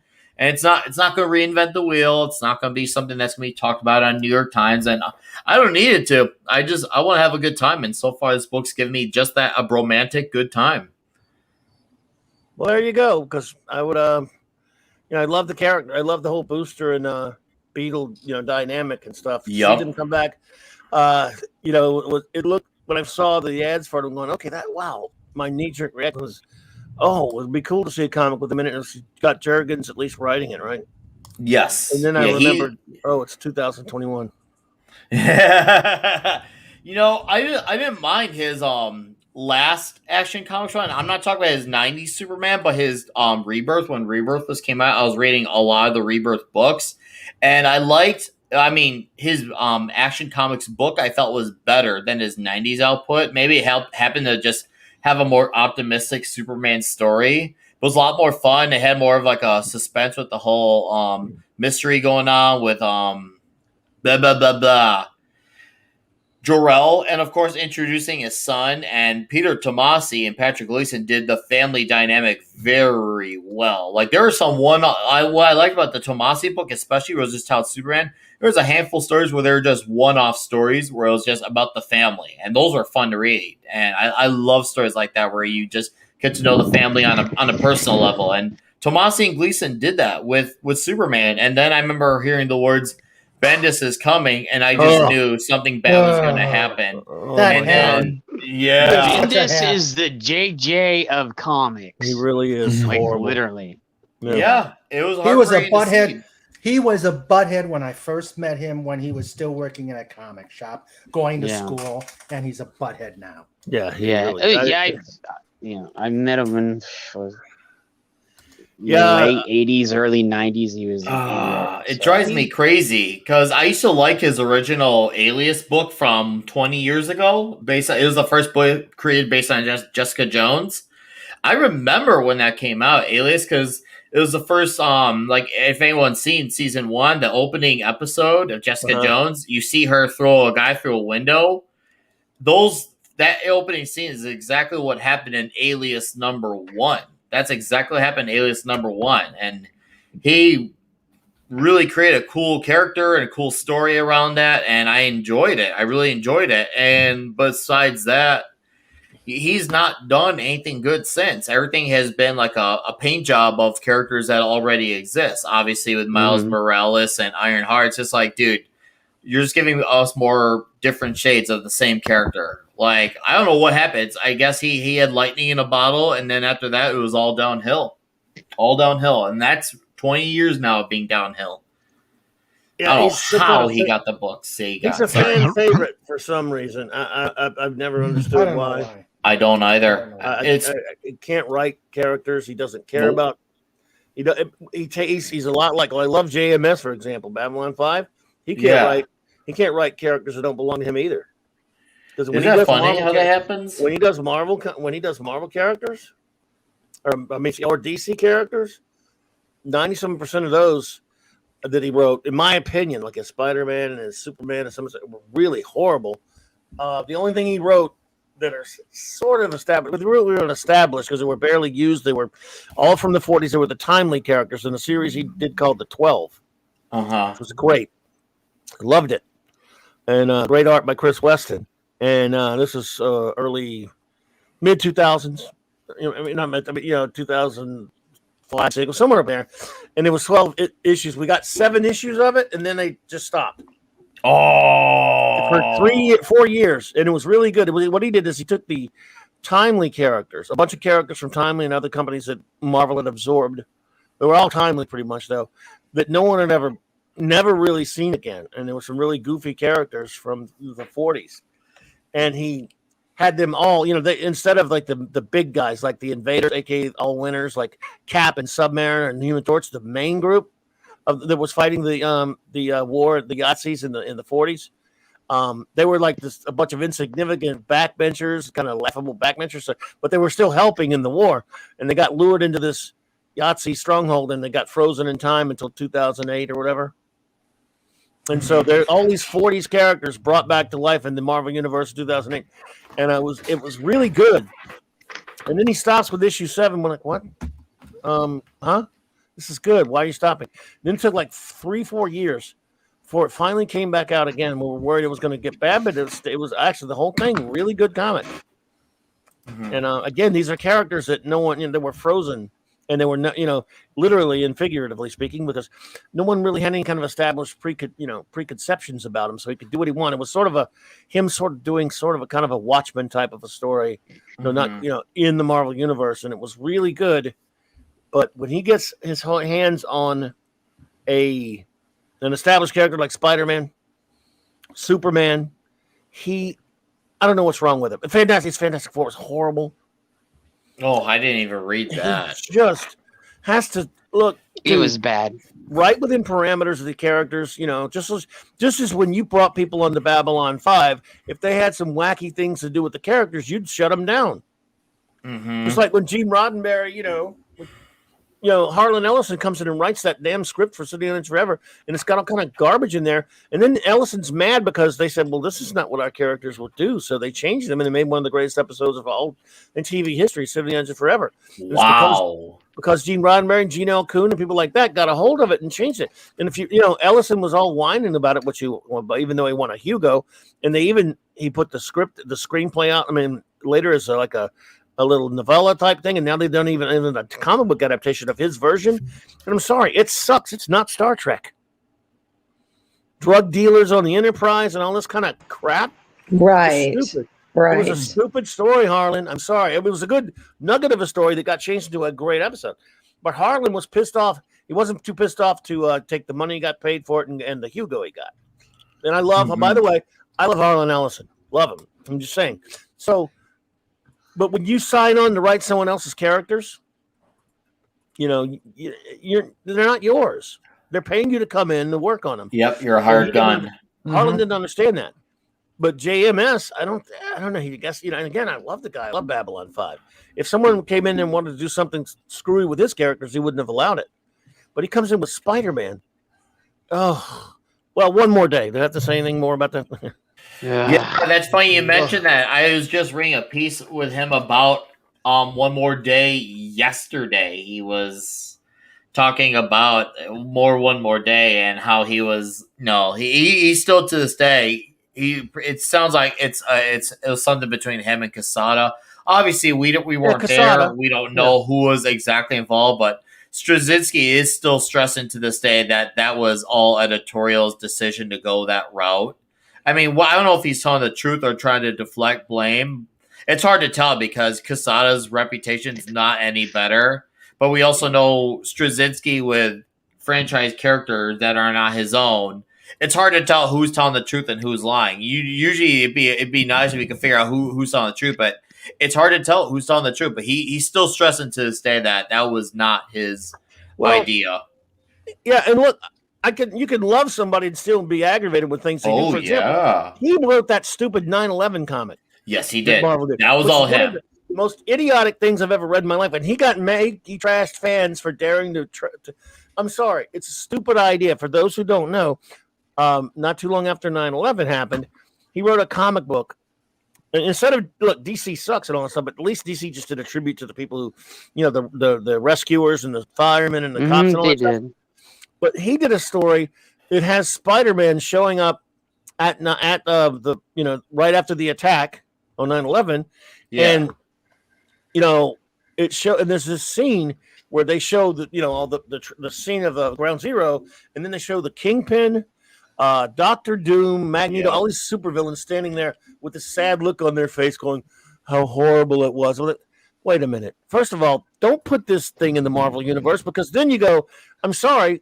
It's a fair geek question to go, well, where the hell were all the Avengers? Where were hell all these superheroes? Exactly. Maybe one plane can hit, but then Thor, or whomever, the Avengers. So Spider-Man just sat there. And so, in other words, don't inject that.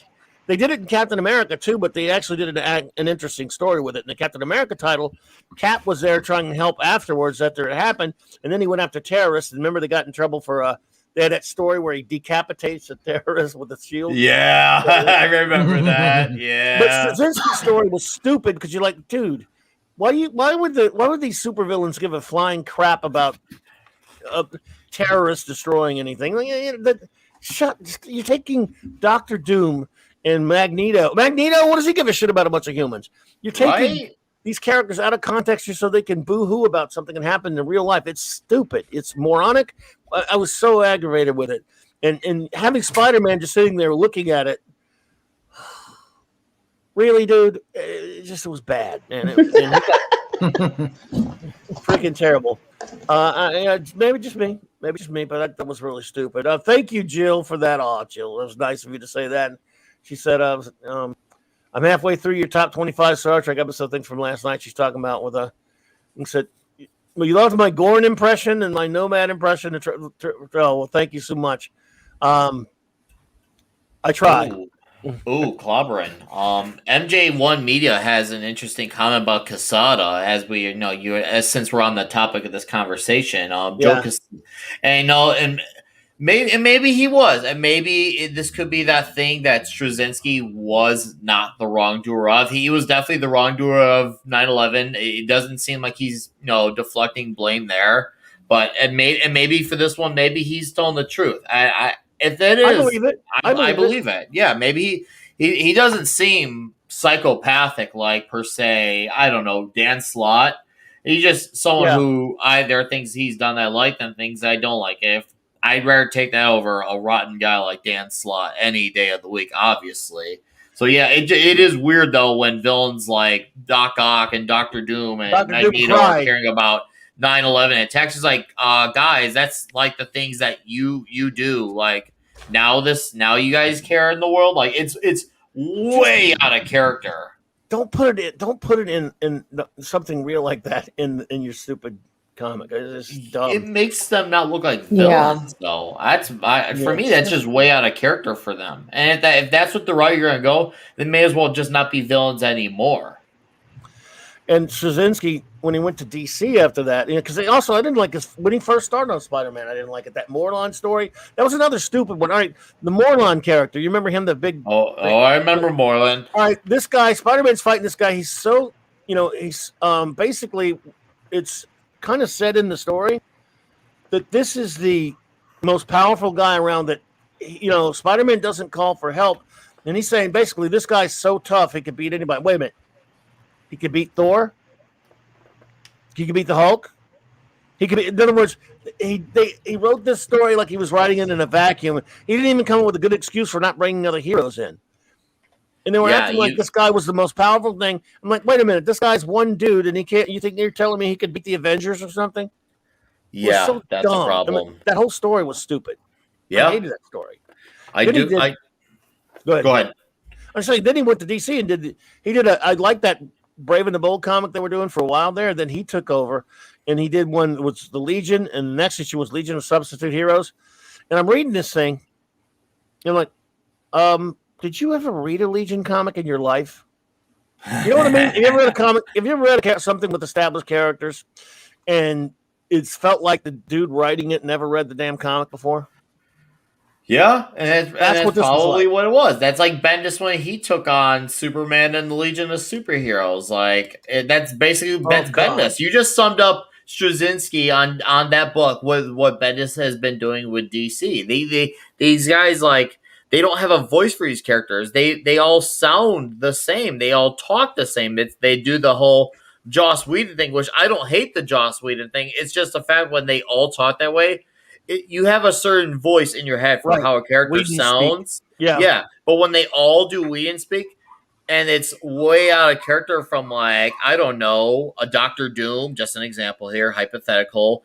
And when you got Doctor Doom and, like, say, I don't know, Peter Parker talking the same, it doesn't line up. It does not. Oh, yeah, or even Baron Zemo too. I've seen it happen recently.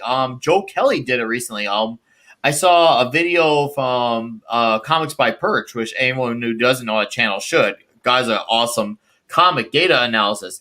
He showed off a panel from this one Spider-Man comic. I think it was called like Nonstop Spidey or something like that. And it showed a panel where Zemo said, "Yahtzee, please." I saw that dial, and granted, I'm not here to root for the villain, but it sounds really often weird where Baron Zemo is using modern lingo slang in combat with a villain. It's just like, this guy is some Russian, like, figurehead. He's evil, and you're having him do modern slang, like Twitter talk. It doesn't line up. Like, it just feels like these guys were just handed the characters, didn't look into their history, how they talk, what is their continuity. They just were given the books and just say, okay, I'm going to just write them and hope for the best, which is one thing if you're creating your own characters, but we're talking, what, several decades of continuity going per character? Yeah, it drives me crazy when writers write characters the same and they don't give them their own individual voice. Yeah. Did you say you had to run, Jed? Yeah, I gotta go do something, so We'll I was be here. gonna say, I'm We'll gonna talk do the to you same guys too. later. Oh, you gone So- farther? Oh, all right, Yeah, Jed, I we'll be here. need to grab a nap. Okay. Energy's wearing off. Bye, so. gal. Bye, Yeah, guys. take See care. ya. All right, See see you you later. Bye, guys. Well, thanks for having me. We'll see you Thanks guys for being later. here. See you Thank later. you. Bye, Val. I'm on the bottom on my own now. I have a whole row to myself. You can stretch. You can stretch out now. Yeah, stretch Kneel out. before, Yeah. kneel before sod. Oh, too good. Hey, Haster, if you haven't left yet, good. Thanks for popping in. Take care of it. PJ, so the MJ1 Media says, I like the original series on the Century, Marvel. Yeah, I think the Paul Jenkins one. Marvel's take on Superman, the man who is the greatest hero, yet nobody remembers him because the only way to beat his nemesis is to be forgotten. Yeah, I thought it was kind of a fun. I liked that first Century series. It was interesting. Paul Jenkins, I believe. Paul Jenkins. That was- Paul Jenkins did a cool Spider-Man comic in the early to mid 2000s. It was like a fatherhood based story, and it was a one-off story. I think it was number 32 or 33. It was from the book Peter Parker's Spider-Man. Jenkins had some fun stuff, and Yeah, he was good. I like when Jenkins did Marvel. He's one of the, because obviously he works in Hollywood, but he's one of the guys who actually managed to make it work from creator, from working on Hollywood stuff to franchise comic book characters. He actually made it work. Jenkins. He had actually a great panel with RMB. God, I think like a year ago. Really? Yeah, I remember that. I'm sure you could just look it up. RMB and Paul Jenkins. It was awesome. Well, like I said, and I don't like it to sound like we're beating up on JMS. I love him. I love Babylon 5, and he's a great writer. You're a fan of Babylon 5, Arwen, I know. Oh, He's a great huge writer. fan. Yeah, I mean, and he just, like I say, like I don't know what's perfect. I don't think comics were really his field. He liked comics, but he even talked about it. Like he would write these characters like they've never acted, like in ways they've never acted. And when he took over Fantastic Four, he added this dumb subplot about child protection services coming to Reed and Sue because they're endangering their children, being superheroes and stuff like that. I said, "What is wrong with you? Who wants to see that?" Sorry. Jesus Christ, dude. Jeez. Raw Thunderheart. That's Yeah, it was the just a first dumb I heard idea. of that. God, no. Oh yeah, What's wrong? that was way back when. Yeah. That was after Wade left it the first time. Yeah. Okay. Oh, Wade. Oh my God, that guy conflicts me. Like, I used to like a lot of his stuff, which I still do to some extent, but not knowing how rotten he was, and then discovering the YouTube world and seeing how rotten he was, like, it's so hard to even read stuff from him that I enjoy just because of how truly rotten he is. Like, there are some guys who are talented who I've been able to separate, the art from artist type of thing. Right. But Mark Waid is one of the few because of how far he took it with Richard Meyer. and Just Some Guy, how far he took guys like that, I can't do it. I can't stomach myself to do it. And that's not a knock to anyone who can. If you can, then you're just better than me. I'll concede to that. But he went way too far. Like with the fact that he made up something that Just Some Guy, he said what he said he was that he wasn't. Did you ever hear about that? With Just Some Guy? I don't think I heard about that. What? Because this is when I was starting to learn. Because back in the day, when I heard about the whole Richard Meyer and Mark Waid situation, all I would hear was Mark Waid's side because obviously Mark Waid's a more popular guy. So he's the voice that has more accessibility. So I would hear these stories, and you would think, like, I remember Mark Waid put out like a report saying, "Hey, watch out for this guy named Richard Meyer. He's very dangerous." No, if you look at the face value, thinking, "Oh man, that sounds like a very serious thing. I should, that's definitely something to take note of." And that's one of those things where this story became the proof why there's two sides to every story. You learn how far Mark Waid will go to lie to ruin people's lives, and what he called Just Some Guy a white.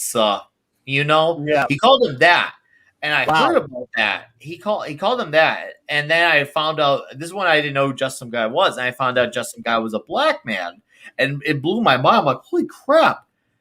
I should take Mark Waid seriously when you call someone some Clobberin-ism, but when I heard that, it was kind of like what set off like the alarm in my head. This guy wasn't saying that because he meant that. He's saying it just because he knows those are threatening statements, and now he got put in his place by Just Some Guy when he corrected himself for being a black man. And Mark Waid tried to like backtrack, say, "Can we take this a step back?" And Just Some Guy's like, "No, we're not going back." Good. Which I'm glad Just Some Guy didn't back away. But that was that. From that day forward, I learned guys like him will lie to the deepest lengths just to hurt someone. It's insane. And wait, I can't read Kingdom Come anymore. I really can't. I really enjoyed that story. I can't do it. Well, look, I can't blame you, man. He's a jackass, and hey there, Rod Thunder. How good to see you. He's a jerk off, and sometimes it does. If they do something so bad, because I love the Kingdom Come, and I guess, I could still cite it as a great story and tell people and recommend. Oh, I could too. Right? Yeah. But I understand. He also did a nice run on FF. He's written a lot of good. He was a good writer. Yes, he is very good. But he is a trash creature as a human being. That's for sure. And that's unfortunate because he knew how to write characters very well. Even characters, whether a golden age or a darker character, he did know how to give them their own voices. He was really talented at those things. Like he is one of those guys who came from a field where he knew how to respect characters and legacy. And you would think that he would be this crazy lunatic. It's insane, but lo and behold, boy, was I wrong about him. Yeah, he's a jagoff. Now, MJ1, this is an unpopular opinion on my part. He says the only comic by Waid he's liked is Superman Birthright. I actually hated Birthright with a passion, but you're in the minority there. You're not alone. Most people liked it for some reason. I hated his rehash the origin, though, he did a lot of things in his story I didn't like with him. I hate when they fiddle with Superman's origin over. It was like the 15th time there was no point to that story. But I also hated the visuals of it, the way it looked and everything. But that's just me. MJ, most people seem to really like that thing. So that I don't know. What I'm not. I just can't be pleased, I guess. Nah. You've come from a line of experience, Clobberin. So when you have that line of experience and stories and knowledge, it does increase your expectations by default, especially when there are preconceived notions involved, aka continuity. I'm sure you probably jump into a Hawkman story. You probably have different expectations for that. The way you go into something that's fresh and brand new, like The Expanse. I'm not saying you've watched The Expanse, but just for a relevant conversation's sake example, right. You probably go into it with different set of expectations. Sure, you want both of them to be good, but you're going to have two different outlooks. One with historical prior knowledge, and the other is, okay, this is a brand new thing. Can you win me over? Because it's different when you have expectations on your side. Hey, Ironcaster. Hey. To be perfectly honest, MJ Media 1, it's been so long since I've read it. I got to tell you, I can't remember all the reasons I didn't like it. but and just being honest with you, 'cause I'm old and have an old man's memory. But I remember being really, really not just not liking it, detesting it for some of the revisionist things that went on in it. But it's like, but I can't be specific with you, but I can tell you that most people really like it. So, yeah, it was popular. Louise X Sparrow, good to see you there. She asked something. Oh, have we seen any of us reading the new? So Jameis has a new comic called Telepaths, not based on the Babylon 5. I've never heard of it. I knew he's been doing his own thing. I have not read those books. I think it's on that ATWA label or whatever it's called. It's got some weird name label. I'm aware that he's doing his own thing. I just haven't read it yet. But I am curious to know, if it's any good, because, if he's doing original characters, I'm sure it's got to be readable at the very least. Like, when he does his own stuff, like Clobberin said, I can see it being at the least decent or at least readable. I wish he would do a Babylon 5 comic that takes, that moves beyond or takes him in place between, certain spots. And because they did a comic for a while, they'd let him write it and get a decent artist, and him do some things, with the characters. Some of the he didn't have to mess with it a lot, but some of the unchronicled stuff between that big gap that he's left between the last episode, the second last episode and the last episode, which is a big gap, right? Time wise. Let's see here. Also, I have my own take Superman, but since it would never be in DC, I decided to create my own Blue Shogun series. So yes, he's working on a comic. Good. We need the creators making their own thing, doing their own stuff there. I like the name. MJ, absolutely. What's up, Retro?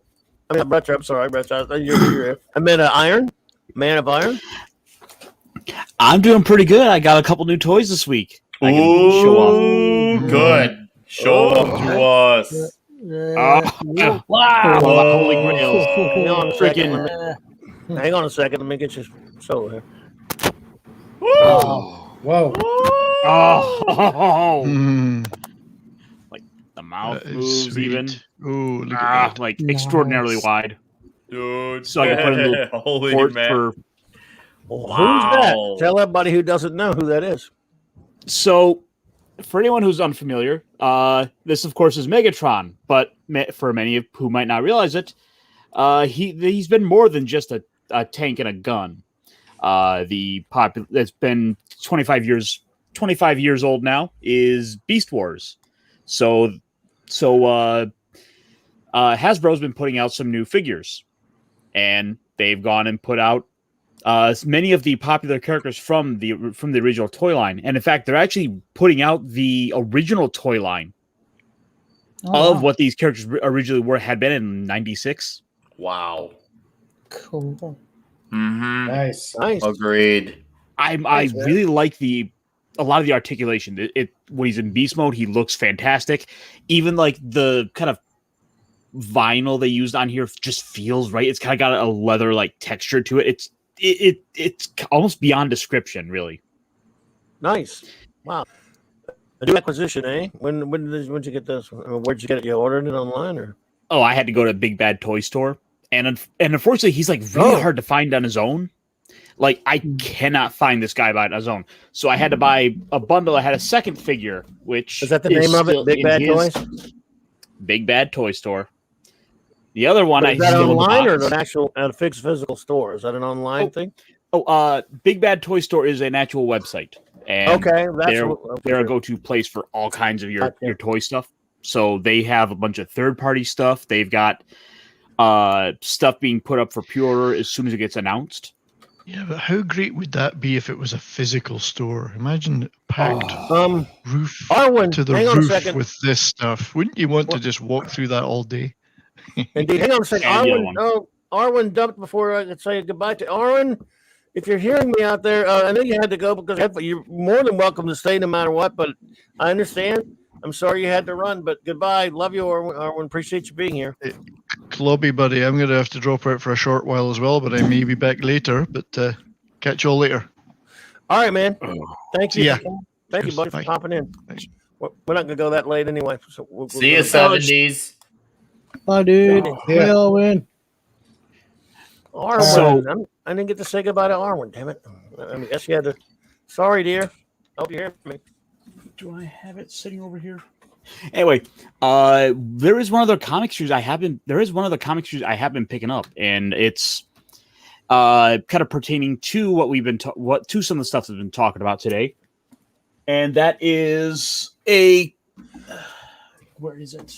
I'm sorry. I'm just getting in the house. Chris Persia. Oh.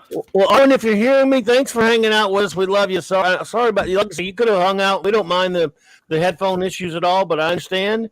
And you're always welcome no matter what. We love you. You take care. And we hope you will come back soon. So, go ahead, bud. The other one I picked up was, I think I've shown this off before, Shattered Glass. Ooh, nice. So to give everyone the basic rundown, this is the Transformers version of the Mirror Universe. Oh, yeah. Mirror Universe. All right. Yeah, their version of it. Where you have some palette swapped characters, and just because he's on the cover, Blur is, the fast talking Autobot, is a trickster Scourge.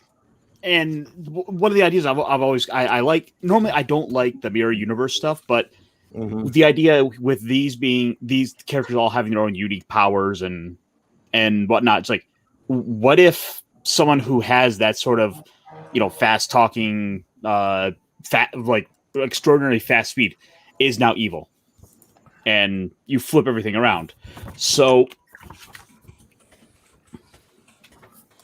they are not afraid to pull punches and kill these characters off. Oh, good. So just to show you a little bit of the color swap stuff, that is your Starscream. It's a Starscream. It's a beautiful robot. Nice. Yes. Yes. Everyone, Ash says he has to run, brother. Yeah, I've got another stream at them to go to in about 5 minutes, so I'm going to take out. Well, thanks for being here, buddy. Thanks for hanging with us. Appreciate it, man. Good seeing you as always, brother. Later, Ash. Take care, guys. Bye, Ash. All right, bro.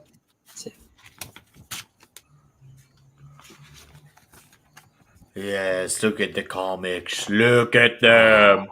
I actually backed a few days ago from Shane Davis and Glorious Rex.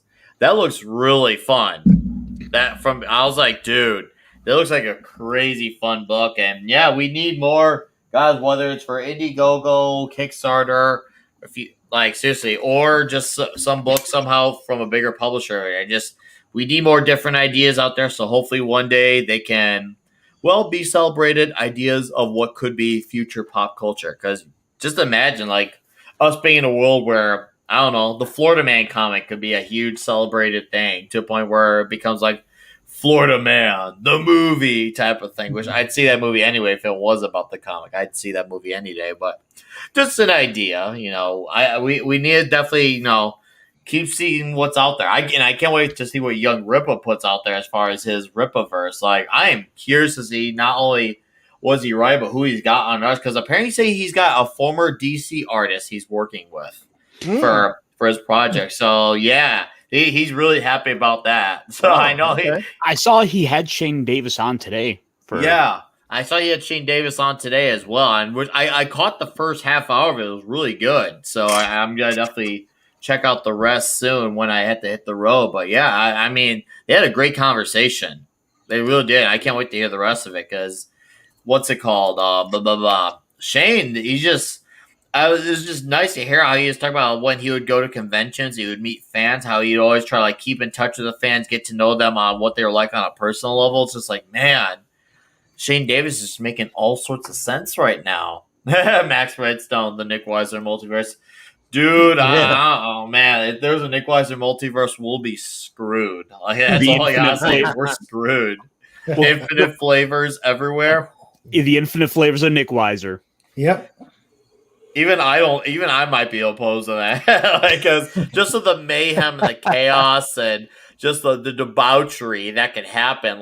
I could feel I could see Charlie Sheen looking under his bed to make sure there's not a Nick Weiser from Earth 3 looking for him. Charlie Sheen would be terrified It's one of those things the world is not ready for. Let's hope that it never happens. The world's already crazy with just one me. I don't need a second, third, or more of me. A Dementor Nick Wise is so old, man. I'd like to meet that guy so he can give me the rest of his alcohol from that universe. Well, you can be in the Clobbyverse any day, dude. Yep. All right. I'll take it. I'd love to be in the Clobbyverse. That'd be a privilege. Hello there, Tricky Trapster. Are you the Pastepot Pete or what? Rod Thunderheart says, does anyone remember the Underbase saga in Marvel Transformers? Starscream possesses the Underbase, and because the most powerful Transformer in the universe. I never read any of those. I never watched the cartoon or anything. So one of my friends here might, though. I don't know if any of you guys remember that or not. I do not know. But I do see Pat S in the chat. Hey! There he is. Pat S. I'm so glad to see you here. Hey, he's power back on after only 12 days. So I'm glad to hear that, man. Big shout out to the great Pat S will be he's been doing some stuff with the Great Mexican Iron Man, and of course, big shout out to the Great Mexican Iron Man for riding down there to help Pat S out. And Pat S, brother, we're glad to see you, man. We missed you, bud. So we're glad you're back up and running there. And I know a lot of that area still does not have power. I know Pat S, I know you know, I'm sure you're familiar with Laplace. A lot of it still doesn't have Laplace. You know, a lot of my family and friends live there and they don't have power. And so shout out to you, buddy. Great to see you, man. Yes, indeed. We're glad to hear that, man. It is, yes. It's never, and I mean never, fun to be without power. I don't care, you know, especially when it's hot down here like it is. But even if it's not hot, it's just a pain in the ass all the way around. So, you know, but when it goes out once in a while for a short time, you don't even like it. When it goes out 12 days, that's just yeah, that's bad. My worst ever was like, maybe I forgot it was Isaac or something. Maybe like 6 days. That we had. Of course, this time we got ours back. I got mine back fairly, you know, just about 4 days, but or something like that, 4 days. But 12, man, that's brutal. So yeah, that is insane. Like, I've only done like 4 days before, and that 4 days sucked. One, it was summer, so it was already on the default hot, so I couldn't find alternatives. B, it happened right after I had spent the night before buying $150 worth of groceries, and you want to know how much ice cream I lost because of that? Yeah. I was so angry. Like, oh, my ice cream! You don't take away my ice cream. I wanted to sue the hell out of ComEd for that shit. I want you don't take away my ice cream, ComEd. Fix your power so I can have my nice cold ice cream. They didn't.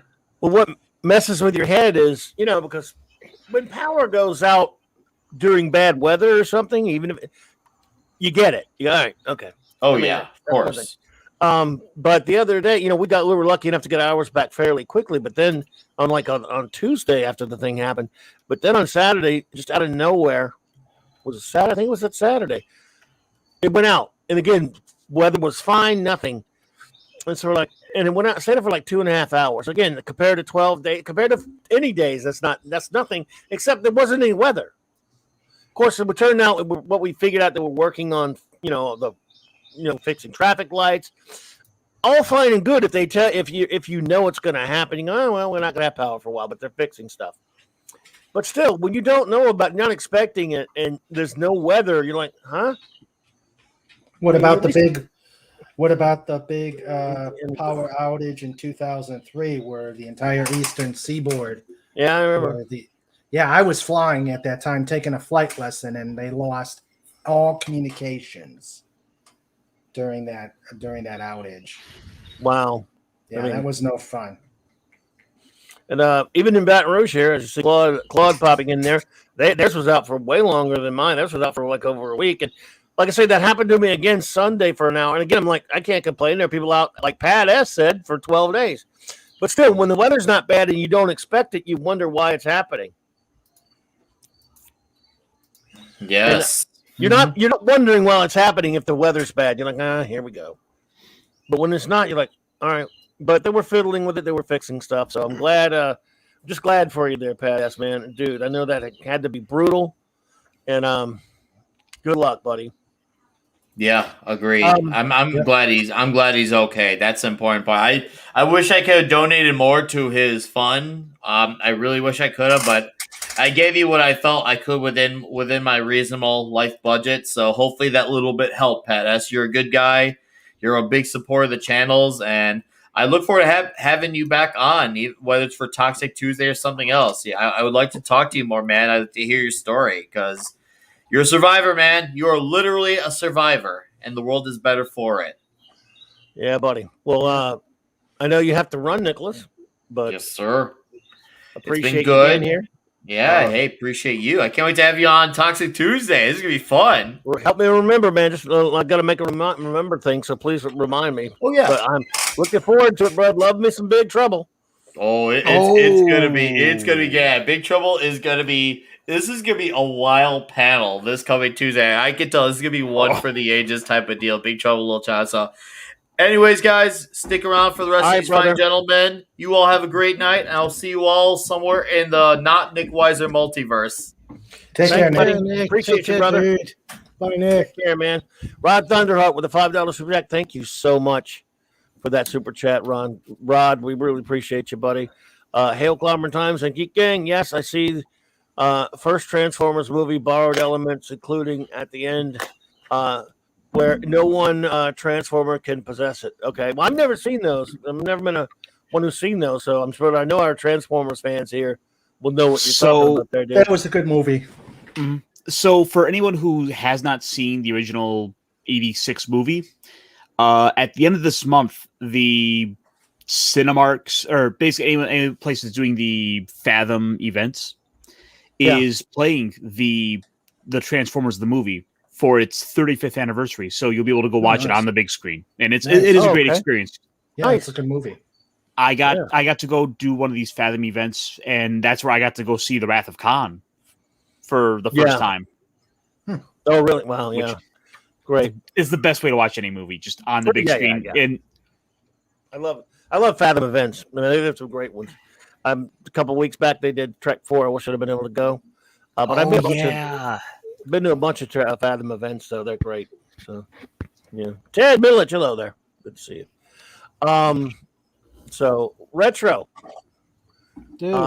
What you got going on? Any pictures for us? Or anything to show us? By the way, I got my good friend, a good buddy of mine sent us a present a couple of weeks ago. Retro sent me the John Pertwee, the Monster of Peladon set of John Pertwee and the TARDIS. The Doctor and TARDIS. My good Retro blasting buddy Michael sent me that. That's awesome. It is, yeah. It's a lovely one, but it's my first because I had to swear off buying any kind of action figures because it's just too much and I can't afford it. I can't stop if I start. That's how it gets costly. So I couldn't start up.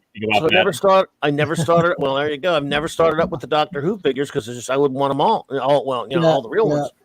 And so I never bought them. I wanted them. I wanted them. But so this is the first one I've gotten, and now I'm like, oh man, dude, it's so cool. You want more of them? I still can't figure out how to make the TARDIS make the sound, but it's cool. It's like some of the character options, the normal ones you get with the TARDIS from B&M, they don't have the noise on them.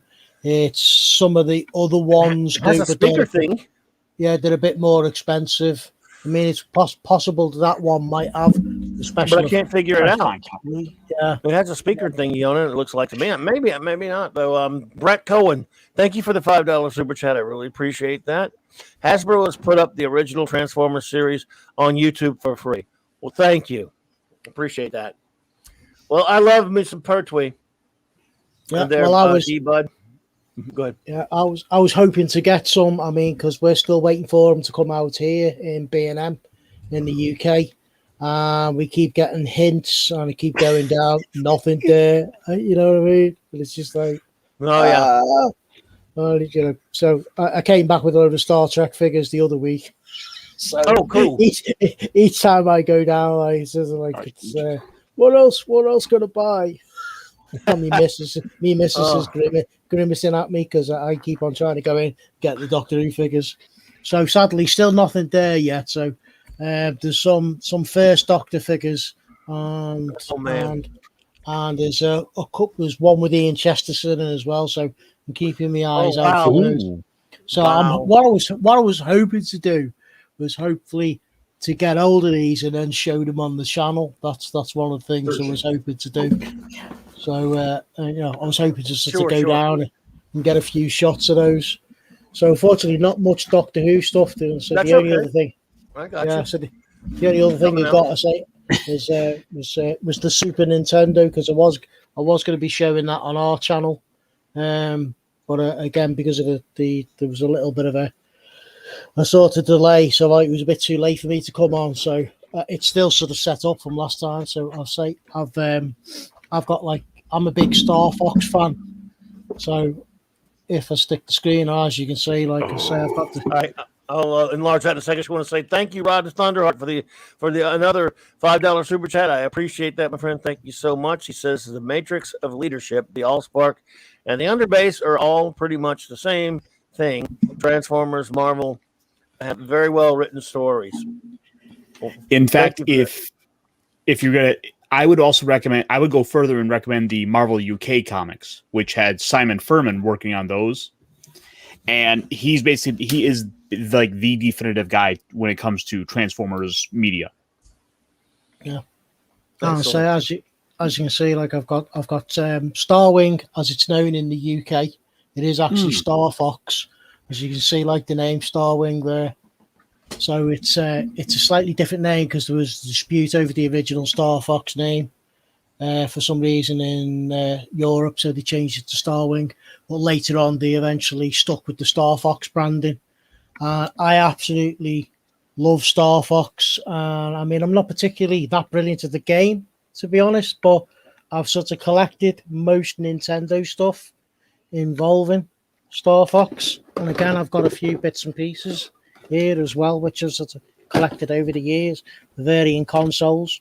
So, of course, obviously, this was released on the Super Nintendo, and there was going to be a second follow-up of Star Fox 2. That went into development, never ever officially got released, but there was a Black ROM that got released a few years ago, and of course you could play that in emulators, but I'll talk about that later. So, but then next after that was the old N64, and of course that was Star Fox 64 again in America, but in Europe it was called Lilac Wars. So that was the next one I got hold of. Let me say, Max One of the best Redstone. games on the 64. Thank you, Max Redstone, for that. Nick Weiser Multiverse equals Rick and Morty. Yeah. Thank you so much for that. I appreciate you. Yeah, so I got that one, and then a couple more after that. Obviously, we had the GameCube. I don't know if everyone remembers the GameCube, so I also I've got that as well. Star Fox Assault as well. So that was another one. So that's it. I've got that one to the GameCube. Then after that one, of course, the Wii U. We all remember the Wii U, don't we? Oh, yeah. Sure. Star Fox. Yeah. Even I remember. I was one of 5 people that bought it. Yeah. So, they had a Batman Brave and the Bold game, which I used to play on that. My son, because when my son bought that one. Yeah. So again, that was the other one. I played that. Yeah, I love it. I say, I absolutely love the characters, love the gameplay. And then after that, then another one, which I believe now apparently is quite hard to get hold of, was one for the 3DS, and that was actually based on the Star Fox 64, but it was for the Nintendo 3DS. So I've actually got a copy of that one as well, which apparently now so I've been led to believe is quite hard to get hold of. I got that one. Wow. And then another one, there was another game that was released for the Switch called Starlink Battle for Atlas. Now, I wasn't really bothered about that, but then I heard there's an actual add-on pack, and of course, Oh, yeah. you can actually play as the Star Fox team. Now, as soon as I heard that, I just went, I'm having that. And as you can see, I've got the Star Fox and I've got his R-Wing in there as well. And the game with this, I absolutely love it. It's like the Star Fox game that should have been released. It's brilliant. and you can play again. You can play as that character. So there you go. Nice. You know, one of the neat features about that was they had the little add-on toys for the different parts of the ship. Like Game to Life, and you could add extra weapons and stuff like that, and you could interchange them as well. So yeah, absolutely awesome stuff. But yeah, there you go. So that's my Star Wing obsession. Aren't you missing stuff, one man. game? I haven't got all of them. I am correct. I am missing one. So yeah, I've still got to sort that one out, find that, and then I'll have like the full set. But one of the other things I did get, of course, I had to get it because there's the mini SNES, as you can see. But the only reason why I bought that is because the unreleased Star Fox 2 ROM is on this. So of course I had to buy it because it had it on there. Is Yeah. is that the European model? Yeah, that's the European. Okay. Super Nintendo. Because- So slightly different yeah, than the American one. Yeah. Nice. But again, because I love Star Fox 2, and as you can see, I don't know if I lift it up slightly. There is my real Super Nintendo. There you go. That's the real thing. That's it there. Wow. Still working. Wow. And He's of never course- turned it off. No, Nice it's stuff, still man. going. Still going. Now, of course, because I love Star Fox 2, I actually went out and I had a reproduction cart made of. Oh. This is custom built. I had this custom built for. I spotted it and I thought, I'm having that. There's no way I'm going to pass that up. So, yeah, I actually got it custom built. So there's the proper Star Fox 2 cart as well for it. So I can play that on it as well. So there you go. That's my obsession over with. Cool stuff, man. Absolutely. Cheers, dudes. So, There you Raymond, go. what do you got going on with you, man? Huh? I said, Raymond, what's going on with you, bud? Well, I am, if you have not taken a look, I now have a channel of my own. It is called King Dolphin TV. Mm-hmm. I am working in collaboration with a secret partner and also getting some help from you, Clobby, Mark D with a C, Fed for Hire, and just trying. There's a lot of bumps that I'm learning that I'm finding out that I'm having issues with, like StreamYard / YouTube, and just driving me crazy. But I got a new mic set and tossing some ideas out there. The concept of it is I've got a trailer out there that if people are interested, they can watch. But it's like to support those creators that neither don't have a big YouTube channel or don't have the desire to make a YouTube channel, and we're like taking it as the theme is a virtual coffee bar where we have creators come in, read their books, read their poetry, maybe their favorite music. We may get into some pop culture, but that's not a big deal. That's not what I'm intending on this channel. I'm excited for it. It's just still trying to get some things worked out. The channel's out there. I'm putting some trailers out there. I'm probably looking to get a stream later on toward the end of the month. Well, excellent. Well, that's excellent, man. And When everybody here is invited. Well, very cool, dude. And when I can help, I can. Like I said, I'm not around much. Mm-hmm. These Well, days yeah, at you've home, got but issues. I mean, you've got what's going. Glad to you've help, got- dude. Yeah. Yeah, you've Like- got your own worries to worry about out there, and I understand that totally. But I yeah, got you. I think you're gonna see some interesting surprises on our premiere. I'm excited. Well, good, man. Like I said, that's fantastic. I love it.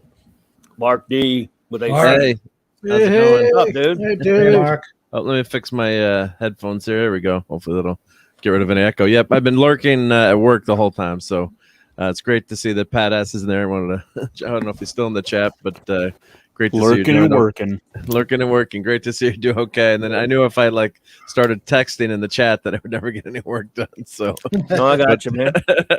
but yeah, great show so far, and enjoyed seeing all those toys and retro. That's a cool cartridge, and yeah, Raymond, glad to help you with whatever we can, get your channel up and running. So it'll be I tried. that'll be a lot of fun.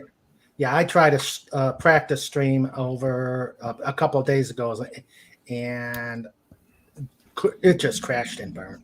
Not so much the actual streaming, but actually being able to bring people in and any chats. So Well, you're using StreamYard, right? Not OBS Studio like I tried to start with. no, I'm using StreamYard. Yeah, we'll get you going. No All worries. right. Yep. Thank you, sir. We'll make sure you're broadcasting to the masses. Yep. If I can handle Steam, or of course, I still screw it up sometimes. If I can do it, you can for sure. Because you know more about that technical stuff than I do, Raymond. So I hope so. You'll be good. What's going on, Mark? Well, Just there's busy. another Migo dropout, so maybe we have like an enabling segment. So maybe if I could share my screen, let me call it up on the website. But you have all these toys, so I figure why don't we keep keep people spending money, get that economy going, and there's some cool figures. So let me share that. I can make like an enabling. That's like the running joke with my buddies growing up. We're enabling each other to buy stuff. And Indeed. So these actually look pretty cool. Oh wow! So they're only available for a week. They can only available a week. All right, Mark, you're gonna have to give me a link. Yep, I shall give you the link. For educational purposes, of course. Yep. I'll put it in the main chat too. Yeah. So it's if you Google Top, it's actually Topps companies. If you Google Topps and Migo, and each week that it drops. So last week we showed it was Planet of the Apes. So they had Charlton Heston, but they had which that was a kind of a funny figure, I thought. But these actually look really, really cool. I think Migos obviously look better with the costume. A semi-naked Charlton Heston doesn't work. No, that was weird. It was weird, but God bless them for trying. But but these look really. Let's click on Cisco as he's getting ready to punch Q. That's a badass looking figure. Except now they've also got to do a season 1 Cisco.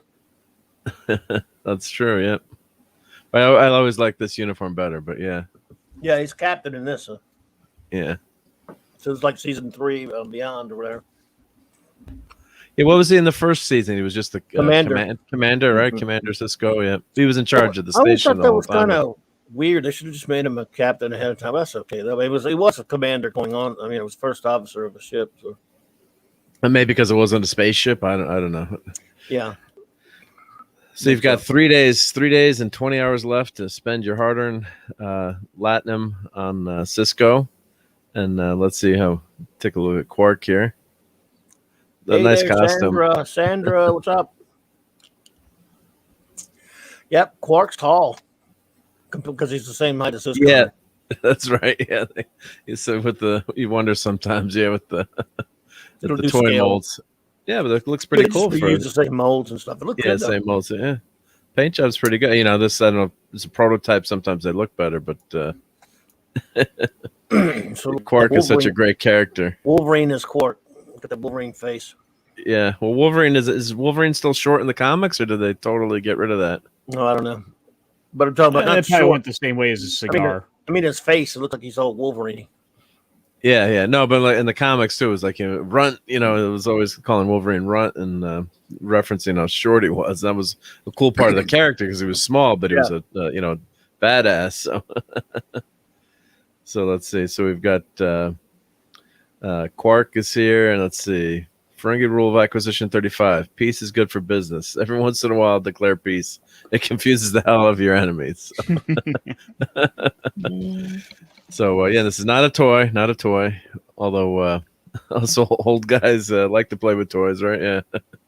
So it's a 1 week period, and they ship within 3 months. Yes, I'm still waiting for my first batch that I ordered. So it's a great great line. I mean, it's just catering to collectors, and it's just makes a lot of sense to do something like this. And they're not crowdfunding it; it's just however many people order, they're making them. So, I don't know if they ever made a Ferengi Miko figures before. I don't I know. don't think so. Right? I don't think so. So Maybe, but I doubt it. Yeah. So these were a lot of fun. I thought I'm like, oh, Dread already bought 2. I can't buy another 2 more, right? But if you're a fan of DS9, which is a fantastic series, yep, grab these and don't be mad at me if I keep costing you guys money. Sorry. Nice. Is that the only Mego stuff? Gonna catch up, Mike? Is it the only Mego stuff? Yeah, that's only. Yeah, that's Okay. that's what's new. They're doing 2 figures each week. So yep. So that's I guess they're stringing you out. So you only they get you $40 a week, right? So not all at once. Yep. Gotcha. $40 a week. Who knows what will be next week? I don't understand why they have it on sale for a limited time. Because not everyone sees it at the same time. Yeah, I think it's maybe just to drum up, hey, if you see something, hey, you got to buy it now. Don't let it go. Or, sometimes you see a toy or something, like, if Iron and I are walking down the toy aisle at like a toy store, it's like, I don't know why you're putting me in this. Yeah, because you got the toys today, right? Yep. I need some help today. Yep. Right. Yeah, toys. Yeah. So it's like, so a couple of times you're like, oh, I should have bought that. So I guess now they're telling you, hey, you got 1 week, put up or shut up. So because I remember that the Hallmark Enterprise came out, that first ornament, and there were stacks and stacks of them in the mall. Back in the day, it was in the mall at the Hallmark store. And I'm like, I was in college, had no money, and whatever money I had, I wanted to save for beer, not for Enterprises. And now that ornament's worth, I don't know, ridiculous amount of money. But I was, I'm like, oh, I'll come back and buy it later. And it was all, there were stacks of them. They're all gone. I'm like, they were what, $15 or $20. So it was like one I always regretted not buying. So I guess that's the, if you're something you really love and you can afford it, grab it, I guess. Well, yeah, absolutely. Look at the dinosaur. Oh, he looks so good. Just like the articulation in the head. Unfortunately, I'm having some trouble with the legs, getting those properly transformed, but I got it last night. It looks great otherwise. Like, that's pretty good for a Transformer. That's awesome, yeah. That's so cool. Nice design. Was it easy to transform? Oh, yeah. This was the same figure I had up earlier. Yeah, okay. There's the arm hand. No, that's really weird. No, but they did a nice job of making that all work, because some of the original Transformers I'm remembering didn't transform so well or look as good, if memory serves. Yeah. That's so good to get that to look like a dinosaur. That's pretty nice. Oh, I didn't know you had that. Yeah. Oh yeah, I've got a couple on my desk. Rodimus Prime, Rodimus. At this point he's still hot rod. But check this out. Like, one of my favorite features is his head pops up, or his helmet pops up, and out pops his little visor sunglasses. Cool. That's nice, yeah. And then like all half his like car bits just fold right up into his leg. There's like a 3-prong.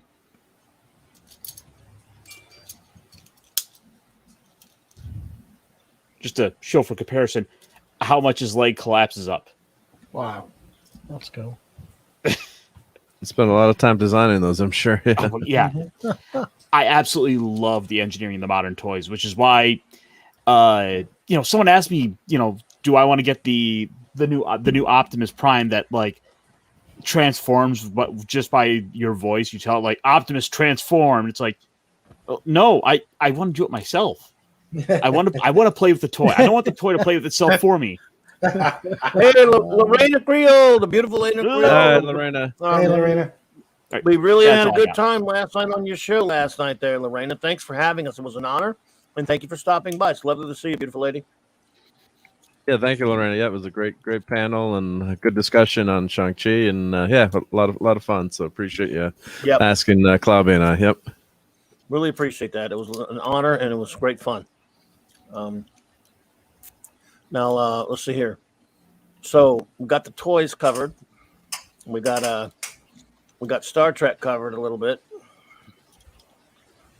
Covered a Anything little else? Does number one know about the Uhura being on now? And no one has broke that news to her, right? I just she's going to be Uh-oh. upset. I'm sure. Look. We talked about that at the outset.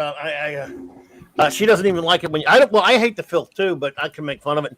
She doesn't even like to talk about the filth. Yeah, that's what I'm saying. She's not going to want to hear. That's not going to want to hear I that. don't know if that will piss her off or she's going, well, it's filth, so hell with it. I'm not sure what her reaction would be. It's raining outside. Yeah, so I guess I guess they're like I heard you guys say, which I agree. Yeah, they're trying to draw on the fans, and people did like Pike on the show we won't name. So I think a lot of fans clamored for that. But if, like you said, if you have the same writers, and I guess you could have, in a perfect world, if it was well written and it was a great show, you could have for years they talked about doing like a Starfleet Academy show where you had the younger characters, and it never came to fruition. But it's I'm sure the characters won't be well written. No, they won't. That's the they problem. Can't write. And the thing is, putting not only Uhura, but Chapel, who would have been kids. Yeah. Well, how old was Uhura on TOS? I mean, I like don't Kirk. know, but you could have I'm been wondering, her late 20s. Yeah, because Kirk maybe? served, at least in canon, he served 10 years on another ship. Real Kirk, yeah. He Yeah. served on a couple of other ships. The Republic, the Farragut. The Farragut, yep.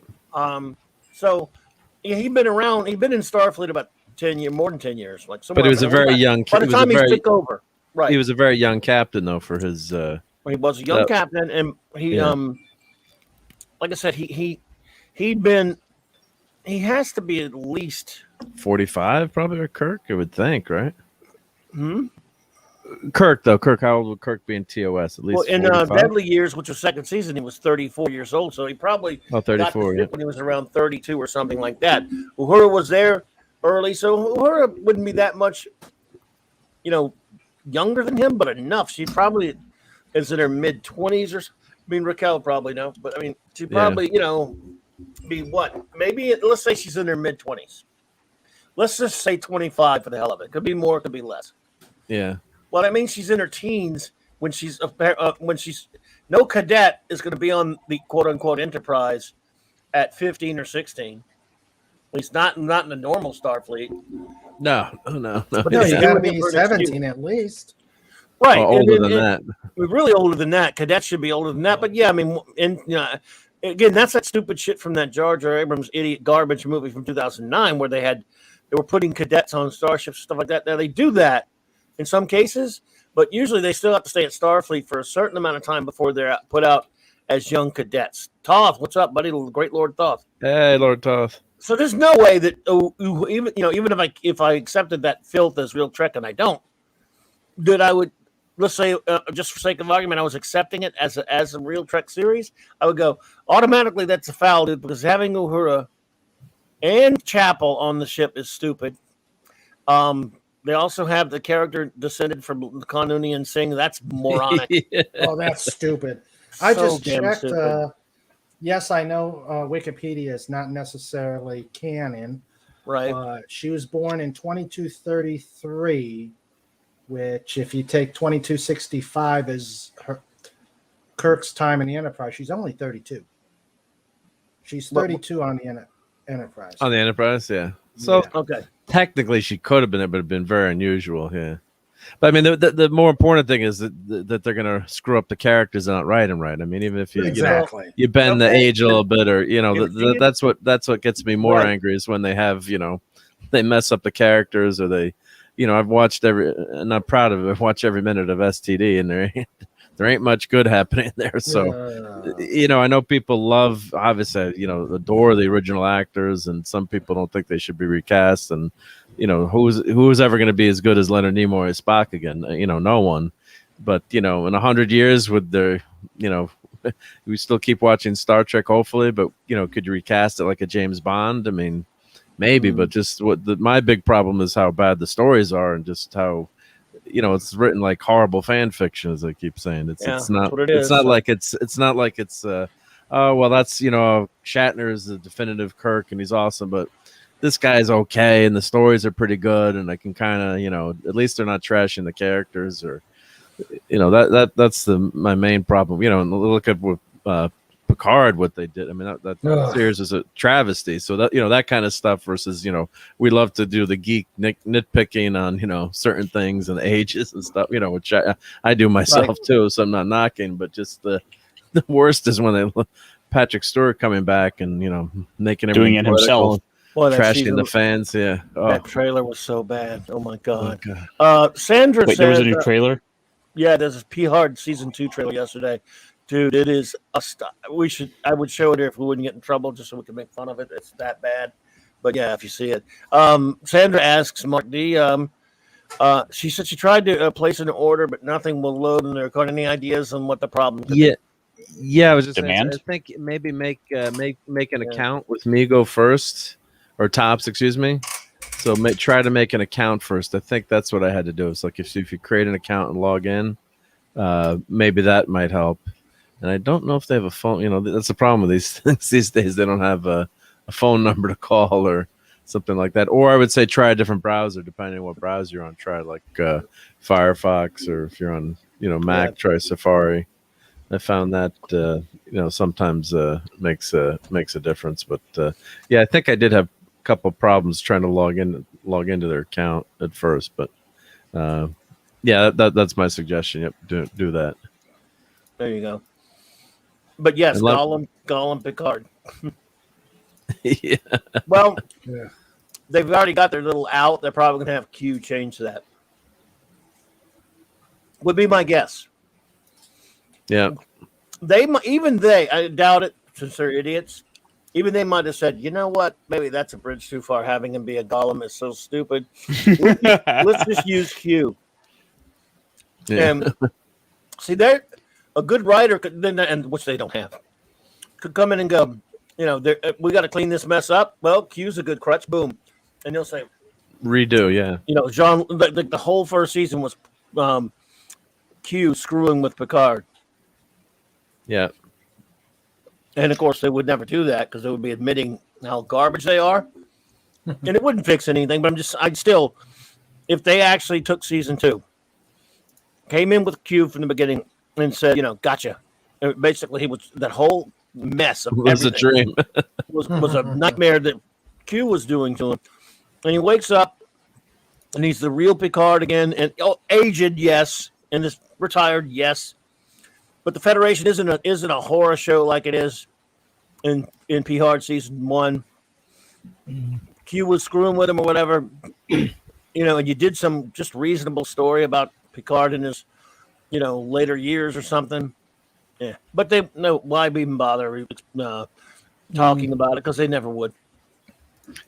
Yeah, because the way Picard talks about how horrible the Federation is when he does that interview, it's just like, we're supposed to evacuate the Romulans and they don't have their own fleet, or, the fleet got destroyed too that they're trying to use. So it was, obviously, they're trying to tie in present day politics and, have a, message, but they're pounding you over the head with that message. And then that first scene where, he goes to the planet and says, Romulans only. And it's just, the Federation wouldn't be like that in the future, according to Gene's vision. So it's you could still have enemies, obviously, in fights. With the the Klingons, or the adversaries, basically the Russians in the Cold War and the Romulans. But it's just totally ridiculous. Saying that the Federation wouldn't help, or the Romulans were actually almost equal to the Federation in some ways, and they couldn't evacuate one planet. I mean, it just didn't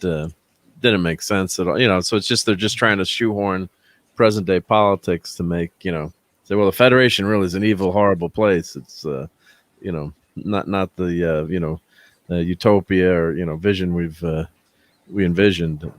And then the story makes no sense. Why did Data's quote unquote daughter? Why did they leave the planet? Why did they even need to leave the planet? It just. Their whole mission. None of the show made sense. So none of it made sense. What about Data's other daughter?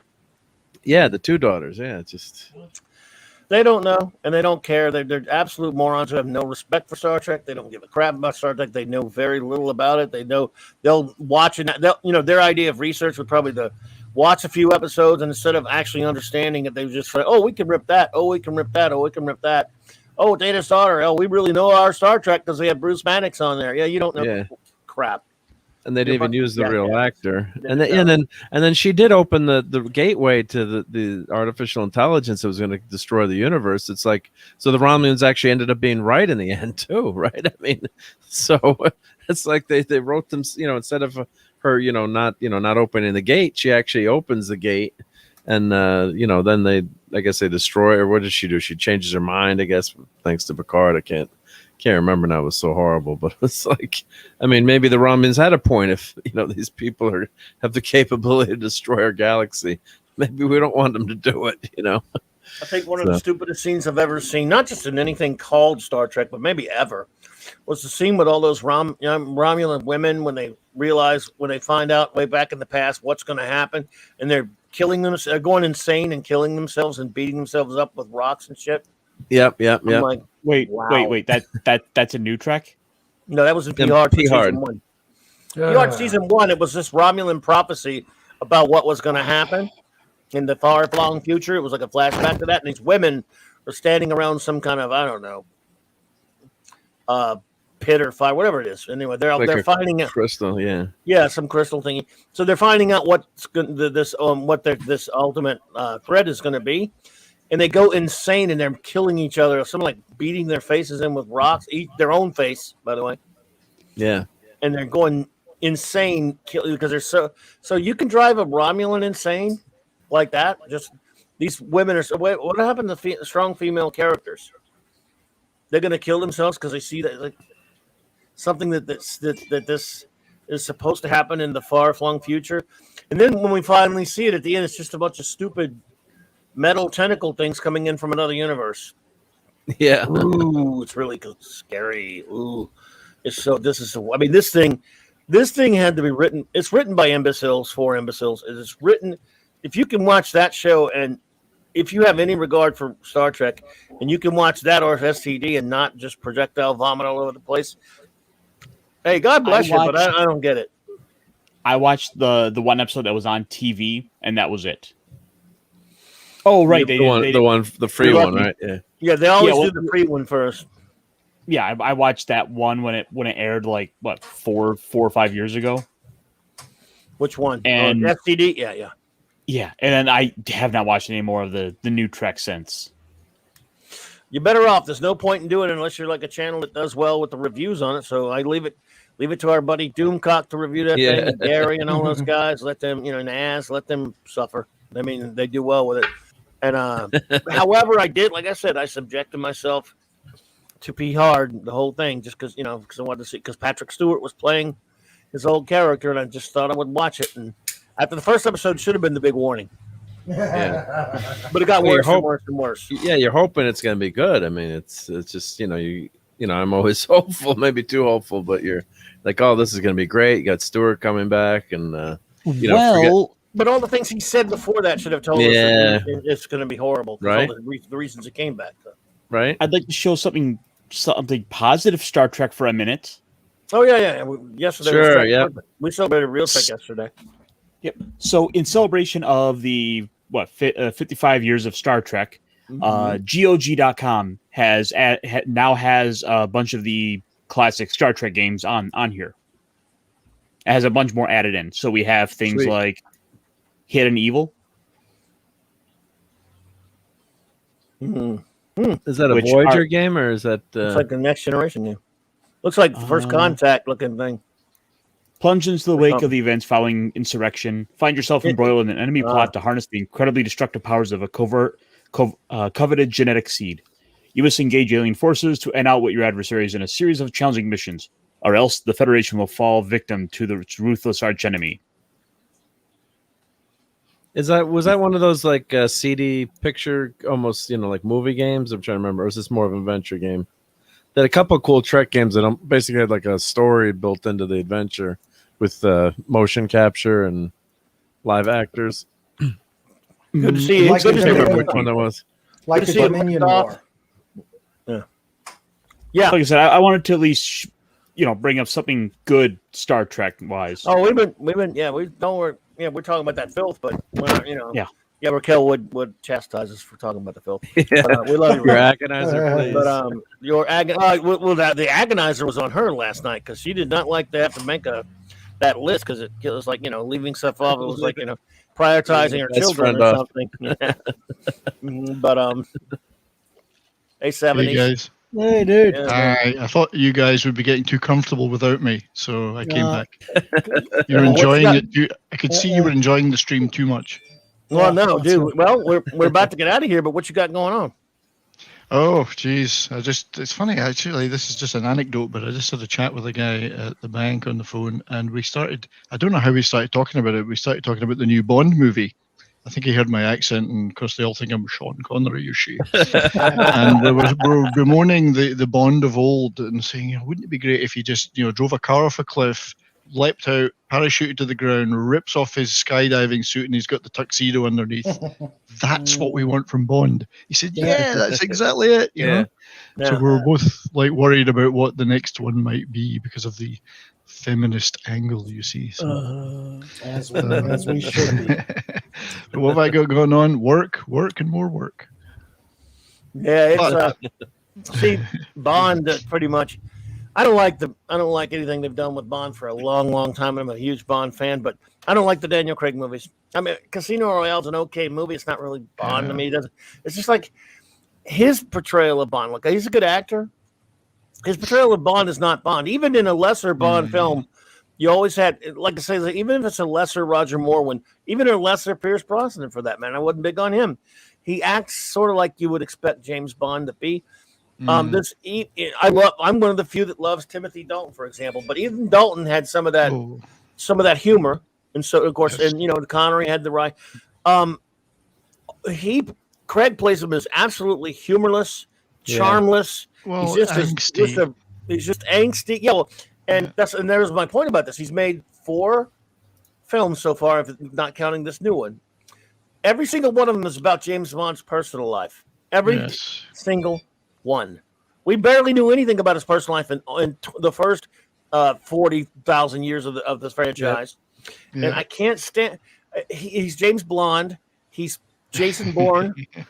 He's just a killing machine, and he has no real personality. Like you said, it's angsty. Spectre, I thought, was horrible. I thought Skyfall was at least decent as a movie, but not really Bond. And then Quantum of Solace is horrible. And then I think what's Casino Royale is a fun and a good movie, but it's just not. None of it's Bond to me. I've hated them. I'm usually the good review, give things a break, but I've hated all. I've hated all the Craig Bond movies. Yep. It's not Bond. Yeah. I did I know. I quite don't enjoy. even think they're good movies too. Like the last one, I thought was ridiculously horrible. Yeah, The last one, becoming the agent to the following movie. Just now he's too old. He's too And that old. becomes this whole. He quit at the end of Spectre. Yeah. Yeah. And The he's same already 70s? met. He's already, as Ironcast is saying, everything happens so fast. He suddenly becomes an agent, meets a woman, falls in love with her, marries her, and she dies, all within the space of, one tiny period of real life time. And then it's angst all the way from there. It's like, oh my God, life is so bad, and this job is so terrible. And I don't want that. We want fun in our Bond. We want our Bond skydiving off a. Right. It kind of fits in with the modern day, doesn't it? Though. Yeah, well, it is, and I did enjoy Casino Royale, and I did enjoy Skyfall. There were some good things about it, and I did like the villain, and I liked Maggie, not Maggie Smith, Judi Dench, and right. And even those aren't Bond movies, though. But the last one, we watched it.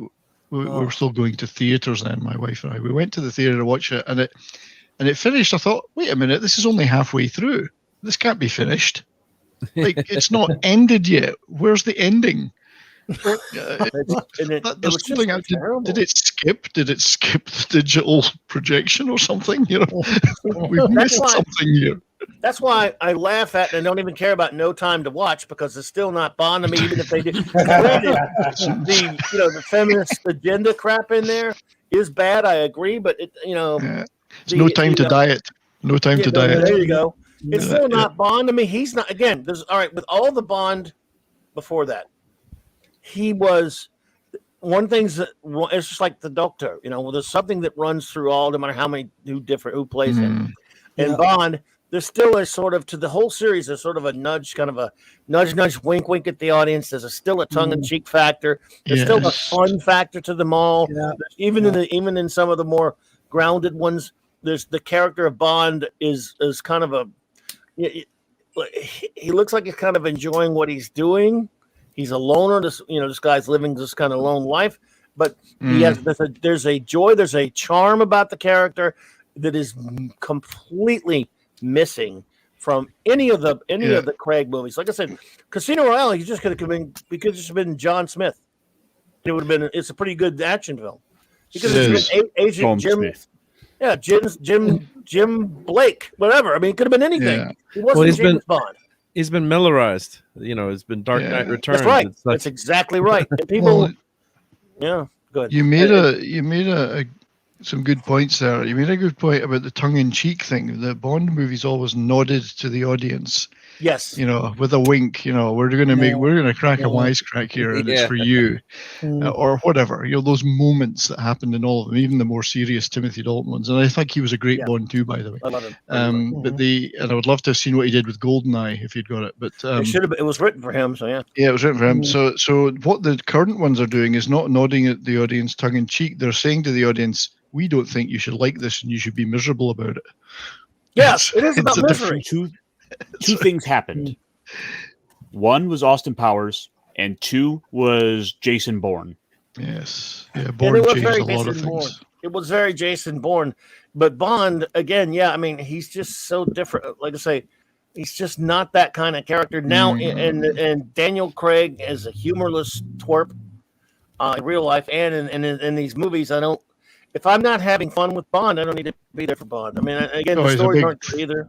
He's a big throbbing member in real life. Yeah, he's terrible. He's he's a big throbbing vagina, more likely. But yes, he is. I like the thing that you said though about not knowing too much about Bond. Part of it, the great thing about the movies, and you knew more in the books, but the movies was you didn't really get any background on him, or very little. You knew he'd been in the Navy. He got married on Her Majesty's Secret Service to Diana Rigg, she died. Yeah, that's one of the best Bond movies ever. I think. They didn't even talk about his connection with Blofeld or any of his past history about the parents dying or blah blah blah. It's very Batman. We're going to need another Batman. So we're going to need a bigger Batman, as Michael Caine would say. But they didn't. So they left it at that level. You could think anything you wanted about him and about his past. It didn't matter to what the job was that he was doing, and it's who he was now that was interesting. The guy that he was now, and that was much better. I think we don't need to know about every angsty thing that ever happened to him. But that's modern culture now. That's deconstructing exactly right. the character, and then in the books, it's Bond is not is more, this is maybe closer to the books, but we don't want what's in the books. We want what the character, has been. And, maybe Roger Moore, I grew up more, Roger Moore was my age. So maybe Roger Moore was a little bit too tongue in cheek, but he's still got that charm and and then you've got those the wonderful gadgets and the fun stuff. And maybe they went a little bit overboard, but what's cooler than a Lotus that turns into a submarine? Yeah. I mean, come on. Yeah, exactly. And that man had the greatest acting eyebrows in history. I love Moonraker. I love Moonraker too. This I think year, it's great. This year will be the first time. I mean, Jaws, This will be the first time. And I think it's a great movie. I love Live and Let Die. Yeah. Re-entry. Well, lovely. Look, for the first time since 1973, I won't be going to the theater to see a movie that ostensibly is James Bond, because I was dumb enough to see the last four in the theater, and that's it. So, I love my boy Doomcock, for example, but when he talks about how he's going to let those suckers have it if they ruin James Bond with that Me Too stuff with that new movie, hey man, they've already ruined James Bond. Who cares about him and this shit at this point? The movies are bad. They're absolutely he's already ruined. Those movies are not James Bond, and so adding some modern day SJW woke shit in it, whatever, man. I'm already out. I'm already checked out. Just to divert us all, I could recommend, if you want to see a really good Roger Moore acting performance, a movie called The Man Who Haunted Himself. And it was that's brilliant. That made film. made way back in 1970. that is Great such movie. a classic. Recommend anybody. Oh go yeah, watch it's it. brilliant. If It's you his haven't- best. To me, it's his best acting. Yeah. Oh, it's Yeah. brilliant. And Well worth a watch. yeah, I don't want to give anybody any spoilers about it because I'd really like people to go watch and it. watch But it. it's a Writing it fabulous down. little low budget movie. Yeah, really good. Well, I've just added it to my movies to watch list. Yeah, There you and go. hopefully you'll find it somewhere. And yeah, it's a neat movie. Yeah, and he acts the hell out of it. Yeah. Ironcaster, What's up? you had something. Oh no, not really. Okay, I thought you said. I thought that I was knew funny. Retro would know that movie. Oh yeah, it's I that did was for a back- minute, that but was- it was gone. Yeah. Happens to me all the time, dude. But you're not old enough for that to happen to you. I am. On the other hand, I've earned that. Yes, just so on the other hand, we are. As if I. Yes, I was that's jacked right, by Raymond. getting the legs for my Megatron fixed. I love it that Oh. I actually today because of this panel I get to be the third oldest person here. That's pretty good. Yeah, yes, you're demoted. Behind Raymond and Retro. I know I'm older than you, 70s. I know I'm older than you, dude, but I'm not older than those guys. Yeah, I'm not yet 60, but it's not far off. Oh, I I'm can the see fourth it. oldest. I'm the fourth oldest. Holy shit! I can man, that's see it like- from wow, here. wow. I can see 60 from here. Wow. Oh my god, I'm getting there, All but the- I mean, If do I you mean? squint hard enough, I can see it. man, I I'm don't a feel like youngster it, today. though. Nobody Yeah. believes it when I tell them. When I tell them how old I am in That's real when you life. get LASIK 70s. Oh, I've had it. It was great. It's the best thing I've ever done. I wish I could do that. Don't you Same think, here. Raymond? It's brilliant. Yeah, but don't you lose your ability to read then? Well, That's what I heard. I was kind Oh, of. that was gone anyway. Yeah, Sorry. that's just age-related Well, you reading only issues. You only pay $5 for a cheap set of readers. You don't have to pay 80. Oh, bucks come for- on, Raymond. Dollar store, $1. I I've can- got I can dozens of still- those. I can still read with my glasses off or contacts out, but I can't. I can't. But then the doctor's like, "Well, if you do the LASIK, you won't be able to read." I'm like, "Oh, No, don't worry about that. It's worth it. Just to not have to wear glasses or contacts again ever was the greatest thing. I've got to save money for all these Migos I've got to buy now. Thanks. You got to save money somehow. Just don't do your own LASIK. Well, gentlemen, That was- it is time for last call. Let's call for All right, alcohol. let's get your drink. As Get your they drink say- orders in." As they say, Yeah. you don't have to go home, but you can't stay Can't here. stay here. That 70s, my friend. Again, I know you get to hang much, but you got to come more often, but hang with us. We appreciate Well, you. as soon as I'm finished this seasonal job, mate, I'll be all over back on YouTube. I got my new studio I'm building. It's starting to look good. I got some more Well, gear coming. Well, go ahead and so, tell us what you got going on, man. All right. If Well, anything. I do have my little channel, which I'm working on a couple of new videos. I'm pleased to say I found the time to work on a couple of new ones. Another science fiction book one. Next one will be Larry Niven's Ringworld, or Ringworm, as I keep calling it by mistake. It's a different novel entirely. And then I'm also. It's not Yeah. ring pizza anyway. That's So right. you're all right. And I'm working on some another sort of underlooked bands video. This time, I'm actually they're not an obscure band. I'm going to do a video about the band The Move, British '60s band that founded basically for ELO came out of. So we're working on those, and on Sundays, once I get home from work, I leap into Pop Culture Archivists.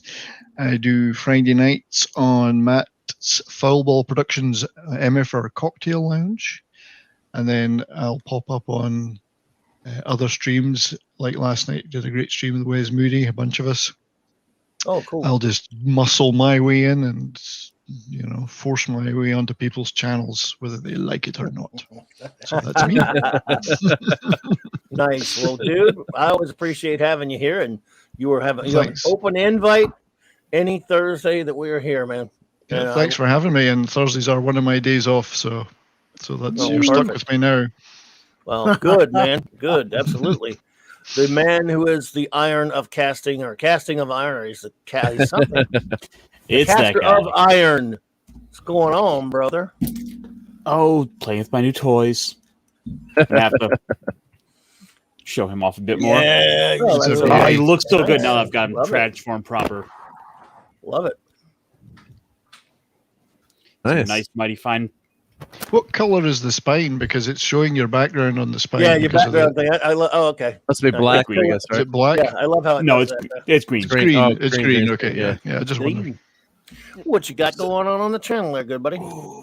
Well, on my channel, I have all I'm doing right now is some reviews of Gundam, and we'll be on episode 16 Tuesday. But before then, you can of course find me over if I can get out of work early enough. I'll be hopping in with Father Christopher Miller's tomorrow. Mm-hmm. And then tomorrow night, I'm going to try and hop over in with Nick Weiser. We're going to talk a little comic stuff, and including the what was it, the new Nick Spencer stuff for Amazing Spider-Man, where they went and undid the original sin, not original sin, the Gwen Stacy thing with Norman Osborn. Oh, they totally undid that abomination. Oh, they should Nick undo Spencer it. undid that on his way out. When she did she have a kid with Norman Osborn or something? Or Yes, something horrible? something garbage like that, and something terrible. Yeah. It was one of the first, like, this ruined Spider-Man. You know, besides the other times they did it. Besides being highly inappropriate too, it's just like yeah. It's a stupid idea. So anyway, back to me. Wednesday, Yes, I'm on Pop Culture Archivist playing some Final Fantasy right now. That's been a lot of fun. And Saturdays, I'll try to hop over Pop Culture T-shirt Historian, doing the Week in Geek. And Sundays, Pop Culture Archivist. And here today, and here on Thursday, and whenever you're able to make it, man. Absolutely. Well, great, buddy. It was great to have you here.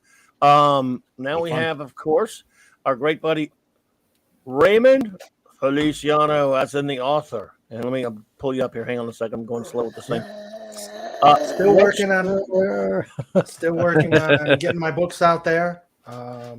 I just found out that because of the coof, I lost my October signing. But you could still, if you go on my website, you can get autographed copies of the book. And also, I am again working on my YouTube channel, King Dolphin TV. Hoping to get a premiere by the end of the stream by the end of the month. But in the meantime, I'm going to put some How Goes It trailers out there. Maybe I'll come up with some other surprises. But yeah, it's looking good. I'm really excited. And thanks, guys, for what help you've given me. Well, any help we can give, we're here for you. That's for sure. All right. And I'm getting the link right now for your channel. I know because you need some subs, man. King Dolphin TV. I'm getting the link right now. I'm just pulling it up. Give me a second here. Sorry, I thought I'd had it. But Yeah, I don't think I subbed yet. I better sub. Yep. Yeah. Here, I think I got it here. Oh, okay. You can put it in there. I'm putting it on my, so I'll have it in There my you go. description from now on. But I'm putting it so I can have it in my description as well. So I don't want to forget to do that. So all right, there we go. There we go. Yes. All right, I got. But there you go. So we have links now, everyone. There they are. Please, if you have not yet, my friends, please go to King Dolphin TV and subscribe to Raymond's new channel, brand new channel that he will be starting out. But he needs, let's get him some subs there, my friends. I appreciate it. Look, I put it up. Well, Just subbed. there we go. Thank you. All buddy. right, thank you. Just soaked as well. All right. Let's see. All right, Thanks man. for that. I appreciate it, guys. Yeah, and absolutely. But let's see here. Who do we have next? Sorry, everyone. The great Mark D with a C. Oops, Thank you. What's Always going love it. on, man? Oh, we got I was on with you last night with Just Reggie for Lorena Creole for a review of Shang-Chi. So if you guys haven't seen that, check that out. It was a fun night, and we had a good discussion. I liked the movie a little bit more than you, but like I say, listen to what we say, and then go judge for yourself. And that was a fun time. I'm gonna keep the Sunday night geekery show going with you. Hopefully, you can be there, Clobberin Times, and other Arwen Avalon was on last week. Just a panel of geeks, just Steve Mitchum maybe again, and just talking about what's happening during the week and just having fun. And look for some more toy videos. I got to start doing some video shorts of all the quote unquote junk that I have. So I'm going to start to try to actually do some actual videos. I mean, if Clobberin Times can do a video, I guess I should be able to figure one out. That remains to be seen if I can do one. But yeah. Well, it's a safety tip. Always remember to add yourself to the stream. I've don't cross the streams, but I've done that before too. Thanks for putting that out there. All the disasters that I've had. Eric, thankful Eric K's and the, Mark, we can't hear you. Maybe turn your mic on, or after you stream for 10. I've done that, like stream for like 10 minutes with no audio, and it's like God bless Eric K for being out there to tell me that, and Pat S too. So we hope you're doing much better, Pat S. But Pat S, brother. Yeah, we can't, because I did the same thing. I forgot to add myself to the stream. You go live, but you're not in the stream. So. I stopped that doesn't happen to me with streams anymore. It's just with videos, it's different. If you're going to make a video on YouTube, on StreamYards, there's certain things you got to do that you might not be used to. So yeah.